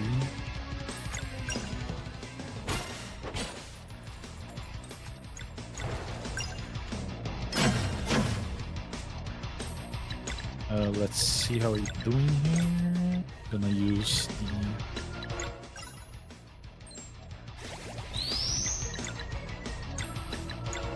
Gonna use Conflagrate here. This is also a tiny weird hitbox.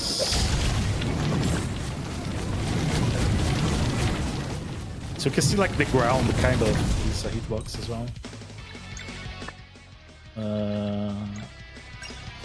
And this is going very well so far. So I'm even gonna use the Valerie ultimate here to do more damage. We usually want to use Roshan ultimate because it heals everyone and it's very powerful. It delays the enemy turn as well. But since we are all healthy, we can just do more damage. That's pretty good.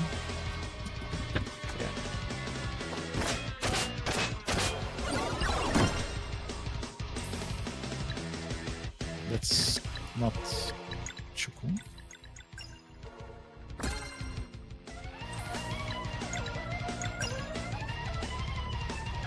I'm gonna use Moonring here. Hopefully it doesn't attack Valerie.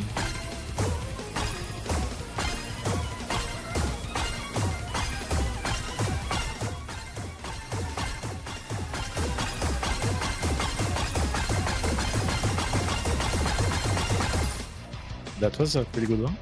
Okay, nice.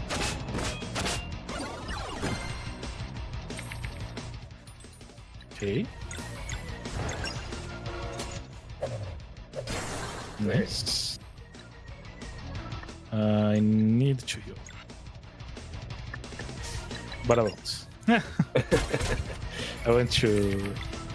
Okay, so this is where Beast comes in clutch. Yay. Oh, that was Valerie's. Oh. Yeah. Okay. It's fine.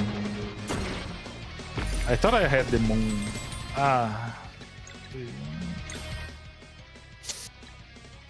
Let me think here. Just gonna make it a little bit weaker. This skill does a lot of damage, so we really want to... Oh, yeah. Okay.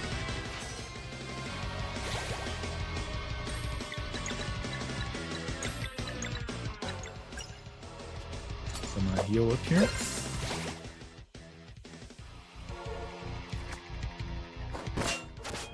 Please don't die. Yeah. Sarah is very not tanky. Yeah, she's paper thin, yeah. Yeah. So unless she's absolutely full HP, she won't be able to tank that. Should be very close to phase 2.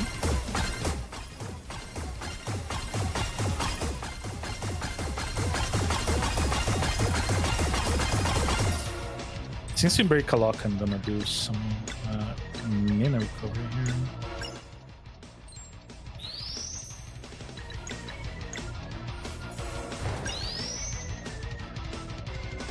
Hopefully we can kill this conflagrate with this conflagrate too.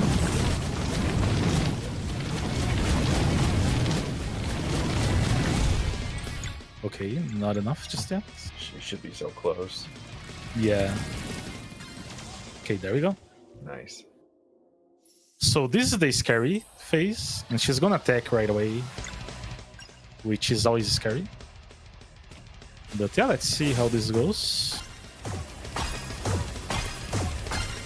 So she has a 4 locks attack, and that's the scary one. Wow, that was pretty Yeah. good. So we hopefully it doesn't go out to... Okay, that's fine. Kind of.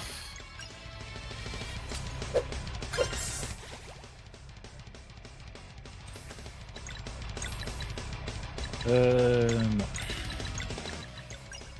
We need to recover Sarai's mana at some point.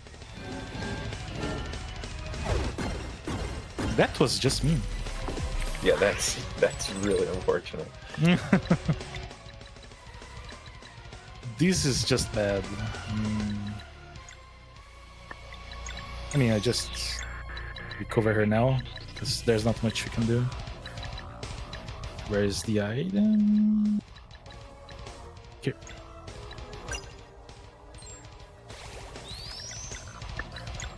So the disorient skill also revealed the locks. Ooh!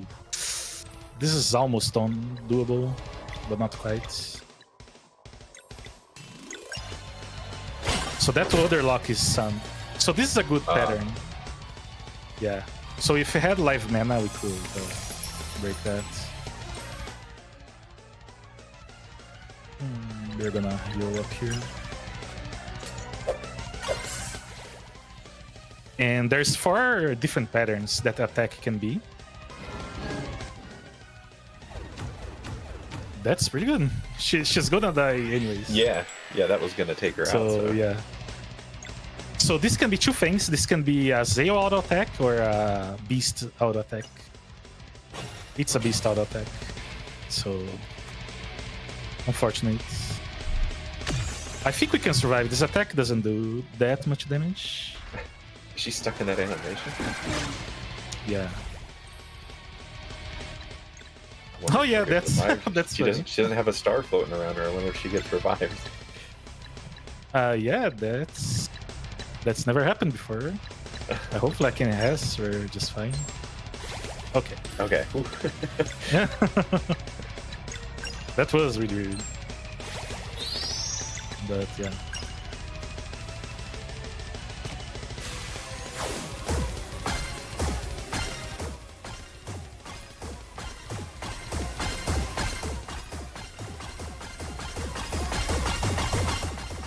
So as you can see, the problem with that attack specifically is that she puts someone in a crystal and they will most likely die. So this is for Arcane.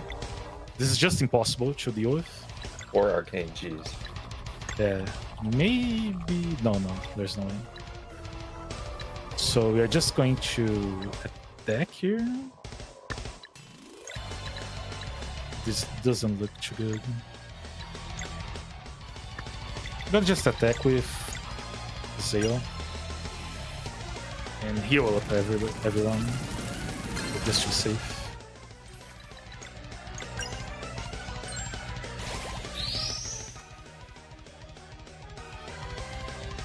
Not ideal.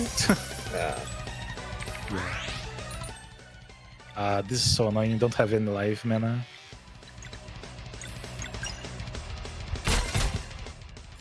Yeah, so that's why we always want life mana extra orbs on the ground. Yeah. Don't want to use them all for sure.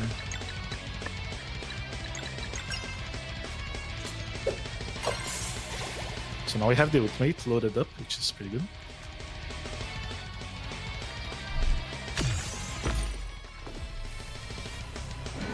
We are hoping you only want to stay right, please.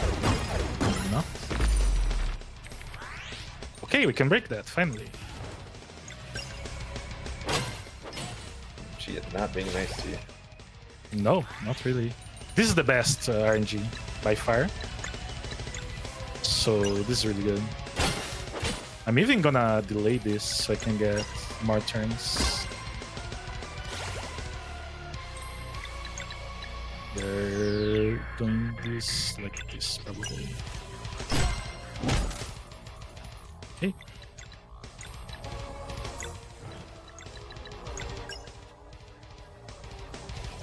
Gonna do this ultimate here from Rishon. It heals everyone and also does damage and also delayed her next turn, but she doesn't have a turn clock, so it won't do that. The good thing about this boss is Conflagrate. Her hitbox is so big that you can just go around without worrying much. That's all Arcane again. It's really bad. So I'm just gonna try and do as much damage as we can. Oh, she's getting serious face now. Yeah.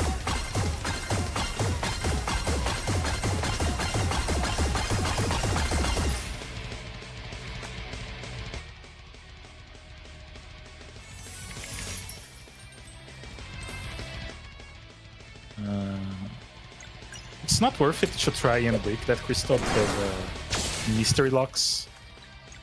And that pattern of the crystal is completely random. I shouldn't have done this because I got the crystal as well, but it's fine. Ooh, imagine if it's 3 moons? Oh, it's not.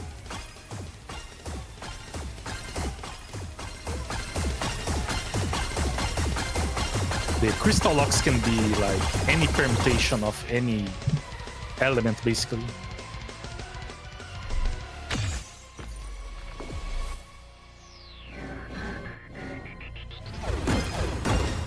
This is fine. That's really unlucky. But we can break that. Yeah. Yeah. Thank you, Live Mana. Yeah. Thank you, Live Mana, and people who donated for Beast, because he's gonna break that. Yeah, thank you. Yeah. So he can be really useful just like that. Don't think I need to rest. Really.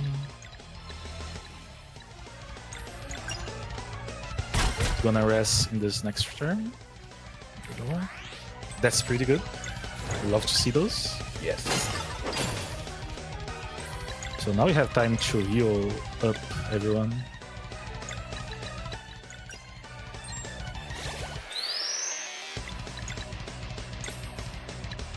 I'm gonna heal him as well.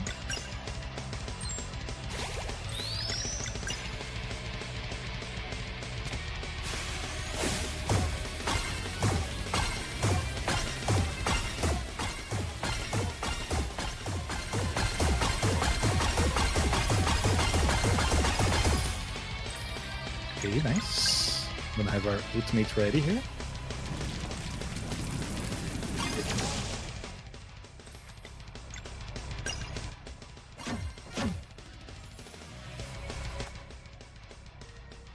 Hopefully no one dies from this. That's really mean. So mean. Hopefully this ultimate also rests, so... The But yeah. timing of you saying that and then it immediately happening was brutal. Yeah, that's just like, yeah, really tough. But it's fine, it's fine. Hopefully we had the ultimate there to help resurrecting her.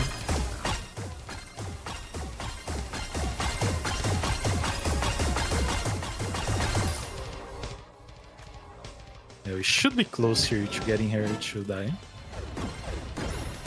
Okay. This is one of the bad ones. I don't think I can deal with this. Probably not. If it was 2 turns, I could, but Yeah. like this, it's stuff. Okay.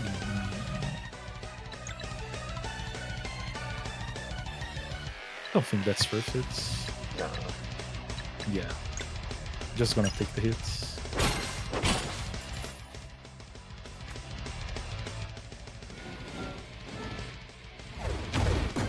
Okay.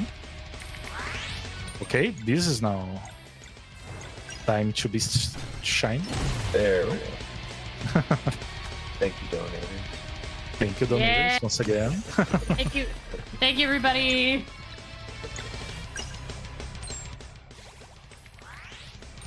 Okay, this is a lot better. Yeah, we can do this. Don't have mana though. I'm gonna do like this. Thank you, Magic Pocket. Yeah, Magic Pocket coming in clutch right now. We should have done this the other way around, but it's fine.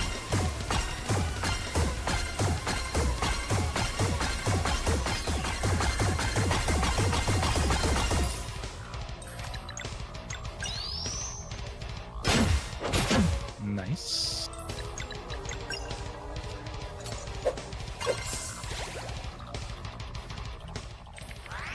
Okay, nice.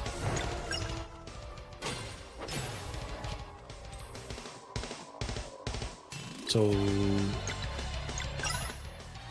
this fight is going pretty good actually. Fact that people have died during this fight and you're still like, this is going pretty good, shows you how difficult this fight actually is. Yeah, yeah. So Because you're like, no, this is cool. Oh my god. Yeah, she's Yeah, really mean, and it's still, yeah, pretty good. yeah. I mean, she can be a lot worse. But yeah. She's getting tired right there. We're gonna... Looks like she's about to tickle somebody. Yeah. That's true. Yeah.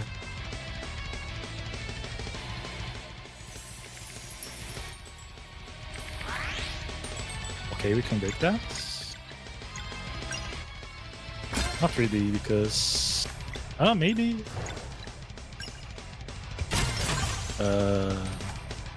Almost. Yeah, narrowly around this. Yeah. Just gonna generate some mana there. But she is almost dead. She's getting pretty tired. I'm still gonna save the ultimate here as much as I can because, yeah.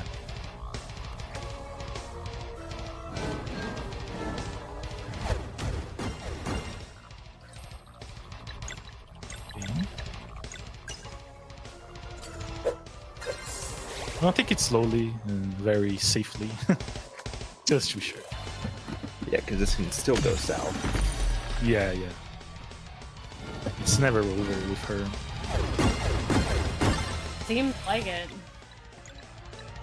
Okay, so now we're gonna use the ultimate. And she should be dead at very soon. Okay, there you go. Yeah. Wow, your timing is impeccable. Yeah. Yeah, I have done this fight quite a bit of times before, for sure. Yeah. So, despite that being the last fight, it's not the time. Yeah, We still have it's- one more segment to do. Yeah, we have this little segment here. So we're gonna fight the World Eater, which is not the prettiest creature. It's really cool though. You know, maybe he's friendly. Maybe, yeah, maybe. I mean, I just want to eat a world. Hmm. If you can get that, he will be happy. No, I did not see this coming. Are you kidding me? Yeah, Yeah. this is a pretty different What? shift the game takes. Yeah. So if you never played this game, this might be surprising. So it's That's actually hit two phases. Hysterical. Yeah. So yeah, we're just playing some. Forgot the name of this style of games. Shoot 'em up. Shoot 'em up. Shoot 'em up, yeah. Yep. Shoot 'em up, yeah. But yeah. So timing is when we kill this part of the boss here. It should be soon.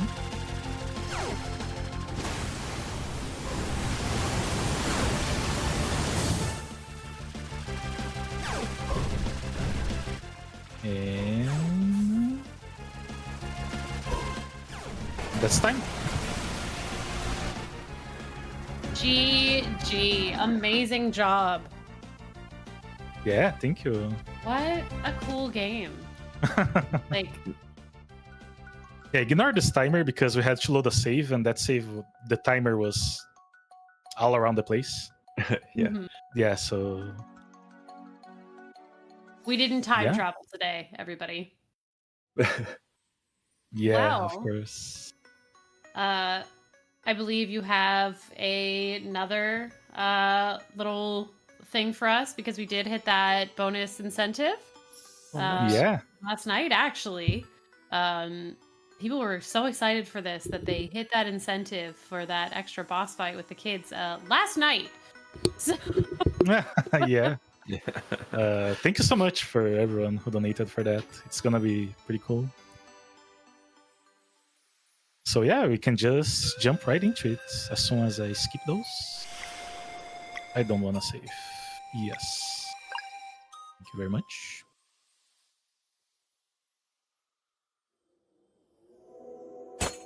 Okay. So yeah, coming right up with our incentive here.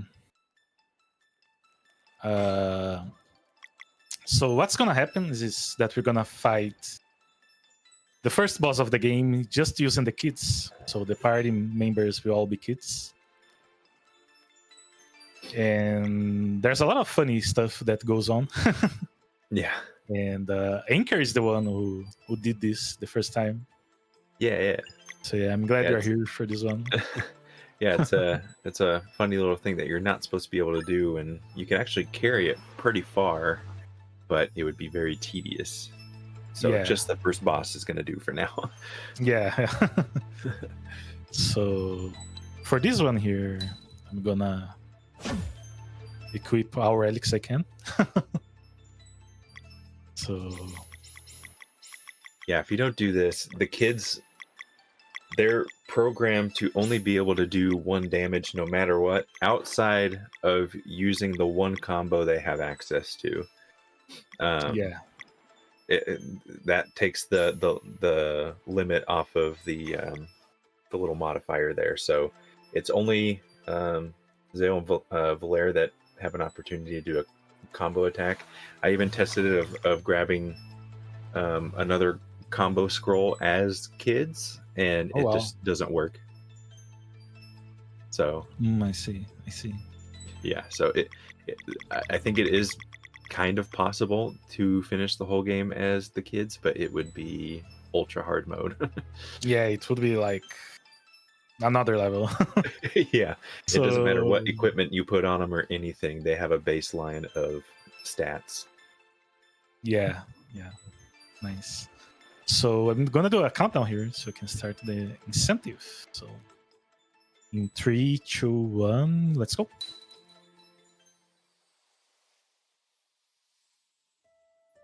So yeah, we're gonna start pretty much the same here as the kids, except we are gonna use them a lot more. I believe we have to ditch Garl though, because the fight won't allow for him to be in there. We do, yeah. I have Yeah, tried well, that with Girl and yeah. Yeah, it's one of the things like the Toad Kano boss. If the fight expects 2 people, it needs 2 people, or else it just soft locks. Yeah. So we have to advance here a little bit. We are not triggering that cutscene there. We're gonna use it a little bit later. Yeah. So I'm gonna assign here. We can bubble pop with the kids, which is great. That skips the cutscene where it introduces another character in advance. But yeah, like Katya, we'll be using that cutscene because it kind of drags you back down from the academy. So Yeah, you drag back exactly. down. So we still have to go through this. We are gonna go through this fight really quickly. But yeah, so as Inker said, the kids only do 1 damage. It's not great. But their combo abilities, that's where the damage is. Yeah. And this fight has to be scripted. Doesn't matter how much HP you have. Like, the enemies will do exactly as much damage as they need to do for the cutscene to advance. So it's not alarming that they're taking 219 damage from the initial enemies here. It'll be fine. Yeah. So I have to trigger this cutscene here, then skip it. And there we go. You're Yep, right now we're here. back down. Yep. And we are actually going to see just a blink of adult Valerie here because the kids don't have animation to open this door. So right there. Oh, no. You didn't see anything. You didn't see anything. Maturity for a brief moment. Just for a brief moment. It happens for that and for any chest you pick up. If you happen to pick up a chest, it would show adult versions as well. Oh, you found a way to bubble pop that. What's this? Oh, yeah. We just use the regular strats. Yeah. Yeah, you have to scoot up a little bit more because I tried doing it my normal way where I kind of get up against the wall and it just keeps bubbling. Yeah. Oh, Yeah, I so see. the kids don't have any animation for jumping over ledges. So, So we actually have to literally do a jump bubble this. pop. Yeah. Because So, the kids yeah. are not programmed to do that. So Yeah. we have to do a bubble pop here. You got a bubble pop up there, and then I think you have to do another one just because even if you do a regular one on the ground, there's not enough height. So Yeah. Oops. That's quite slippery. yeah, it can be tricky. Okay. So I'm actually gonna do a little bit of stelling as well, just to be extra safe. Okay. This is fine. And even with all this, we can like barely make it across. So this is why it would be. Ooh, Okay, I should have done. yeah, Now we can just yeah. bubble.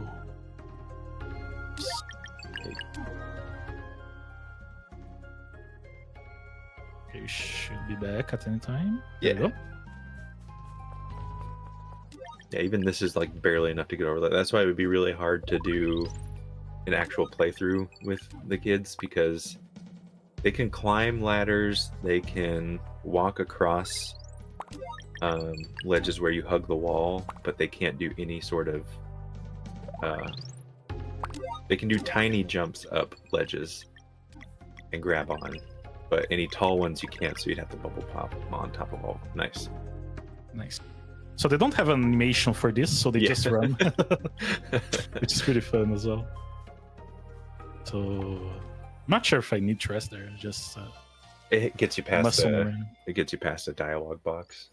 Okay. Oh, I have to equip stuff. That's very important. Yeah. They're gonna equip basically what we would equip in New Game Plus.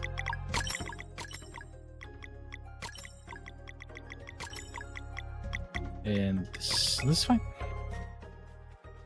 So yeah, this is the first boss.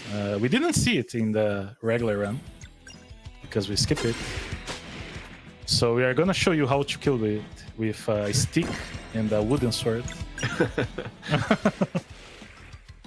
Oh, he's so silly looking. I love him. Like a sea cucumber and a hermit crab had a baby, and that baby went to Pride Night. What is going on? Yeah, I would call him Pride Lavos because it's very similar to Lavos from Chrono Trigger. Yeah, totally. Yeah. All right, got the combo point. Yeah. It's got the combo points, so here's the big damage. They're gonna take the training weights off. Yeah. Boom. So for 1 damage, each 180. Pretty good. So we're just gonna build this one more time, and it's gonna be time.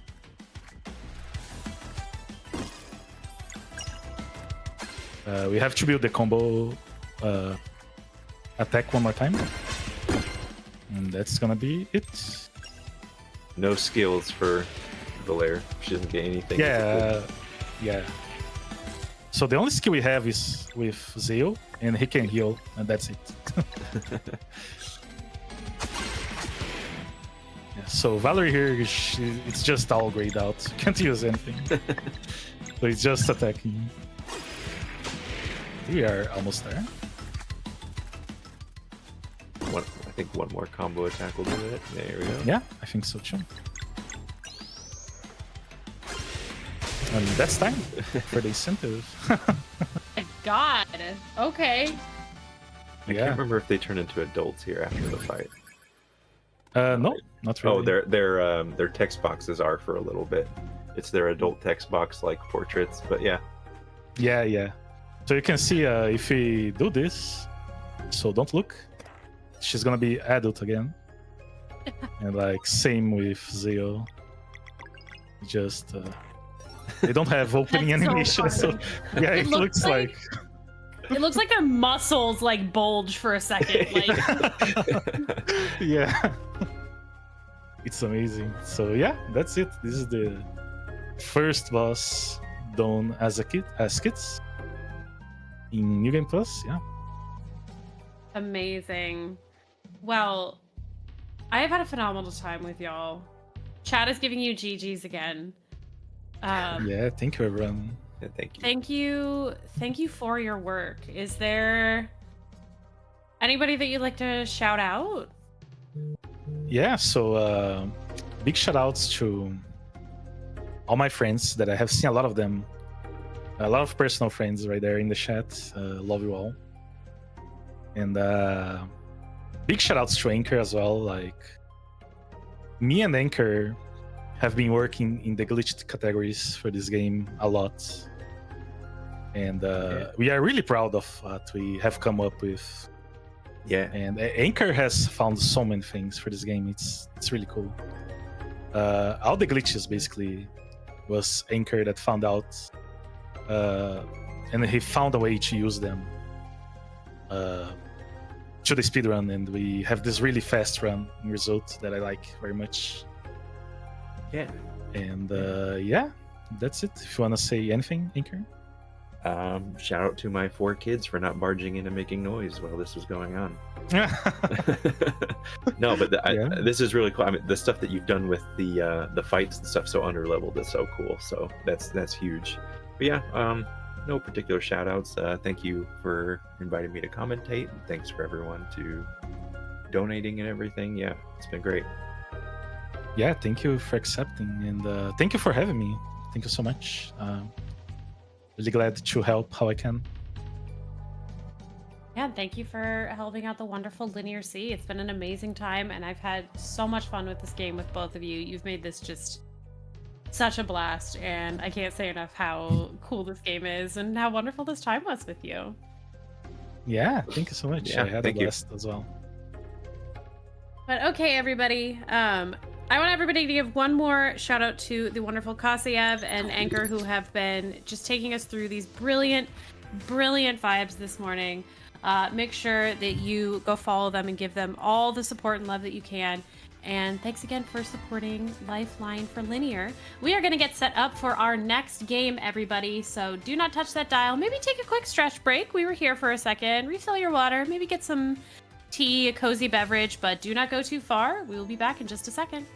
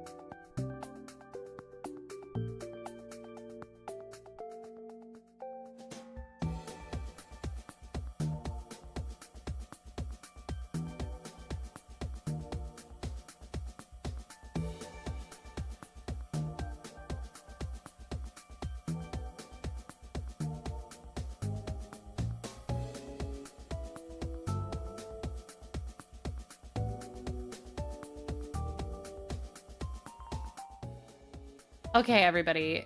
Was that not just an absolutely killer Sea of Stars run? Like I've been looking forward to that game, really. Like, first of all, because I haven't played it myself, and second of all, because like I know so many people that are like, oh, I want to play Sea of Stars, and now I can like personally go back to them and be like, hey, it ruled. You should absolutely play it. But I do want to mention that right now I am joined on the hosting desk by the wonderful and talented Doodleplex. If you would like to say hello. Hello, hello. How are you today? Oh my word, that run was amazing. It was so cool. They absolutely got me at the end. I did not expect the random shmup at the last second. Like Love a good surprise. Yeah. And speaking of surprises, I personally, this is a wild segue that I'm doing here. I personally was very surprised, and I mean that unironically, to look at the costumes for Dead Rising Deluxe Remaster. Like, I saw the photos of the costume options, and my brain completely pulverized on the spot. So, if we want to tell chat a little bit about those, specifically the fact that you do have options. You know, Mega Man's in the lead, but right now, I'm voting for Clown. Like, Clown scared the crap out of me. I think I'll go with the giant fish costume. Ruko? I'm not sure how it's pronounced. But it's a giant fish, and that sounds amazing to me.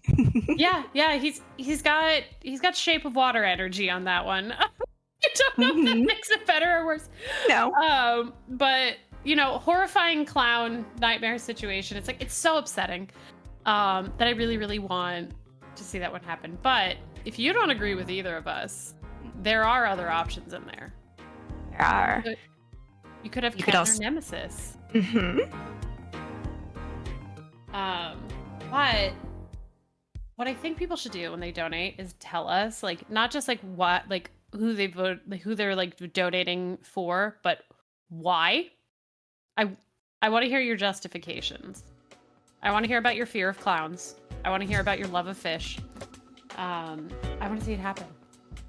So I'll keep the energy up. Thank you so much for everything you've done so far. Exactly. I mean, who knows? Maybe they want to be a street fighter. Maybe they just want to be a giant evil creature, like Nick Nemesis. You never know. But there's so many other things, like surprises. Like I heard we might even add more incentives to the marathon to put your money towards. What? Like, I know, right? Like in our next run, there wasn't anything, and then, wait a minute, maybe there is. Maybe instead of not fighting Ganon at the end of Legend of Zelda, we do fight Ganon. Oh. No credit skip? No credit skip. That is killer, and that is a surprise, everybody. So you're hearing about this about 3 minutes after Doodle and I have heard about this, so that's real fun. I think that's fun. I love surprises. I love goals, and honestly, chats love surprises and goals. I know chat can help us get this. Yeah, I believe in you, chat. I believe in the power of chat.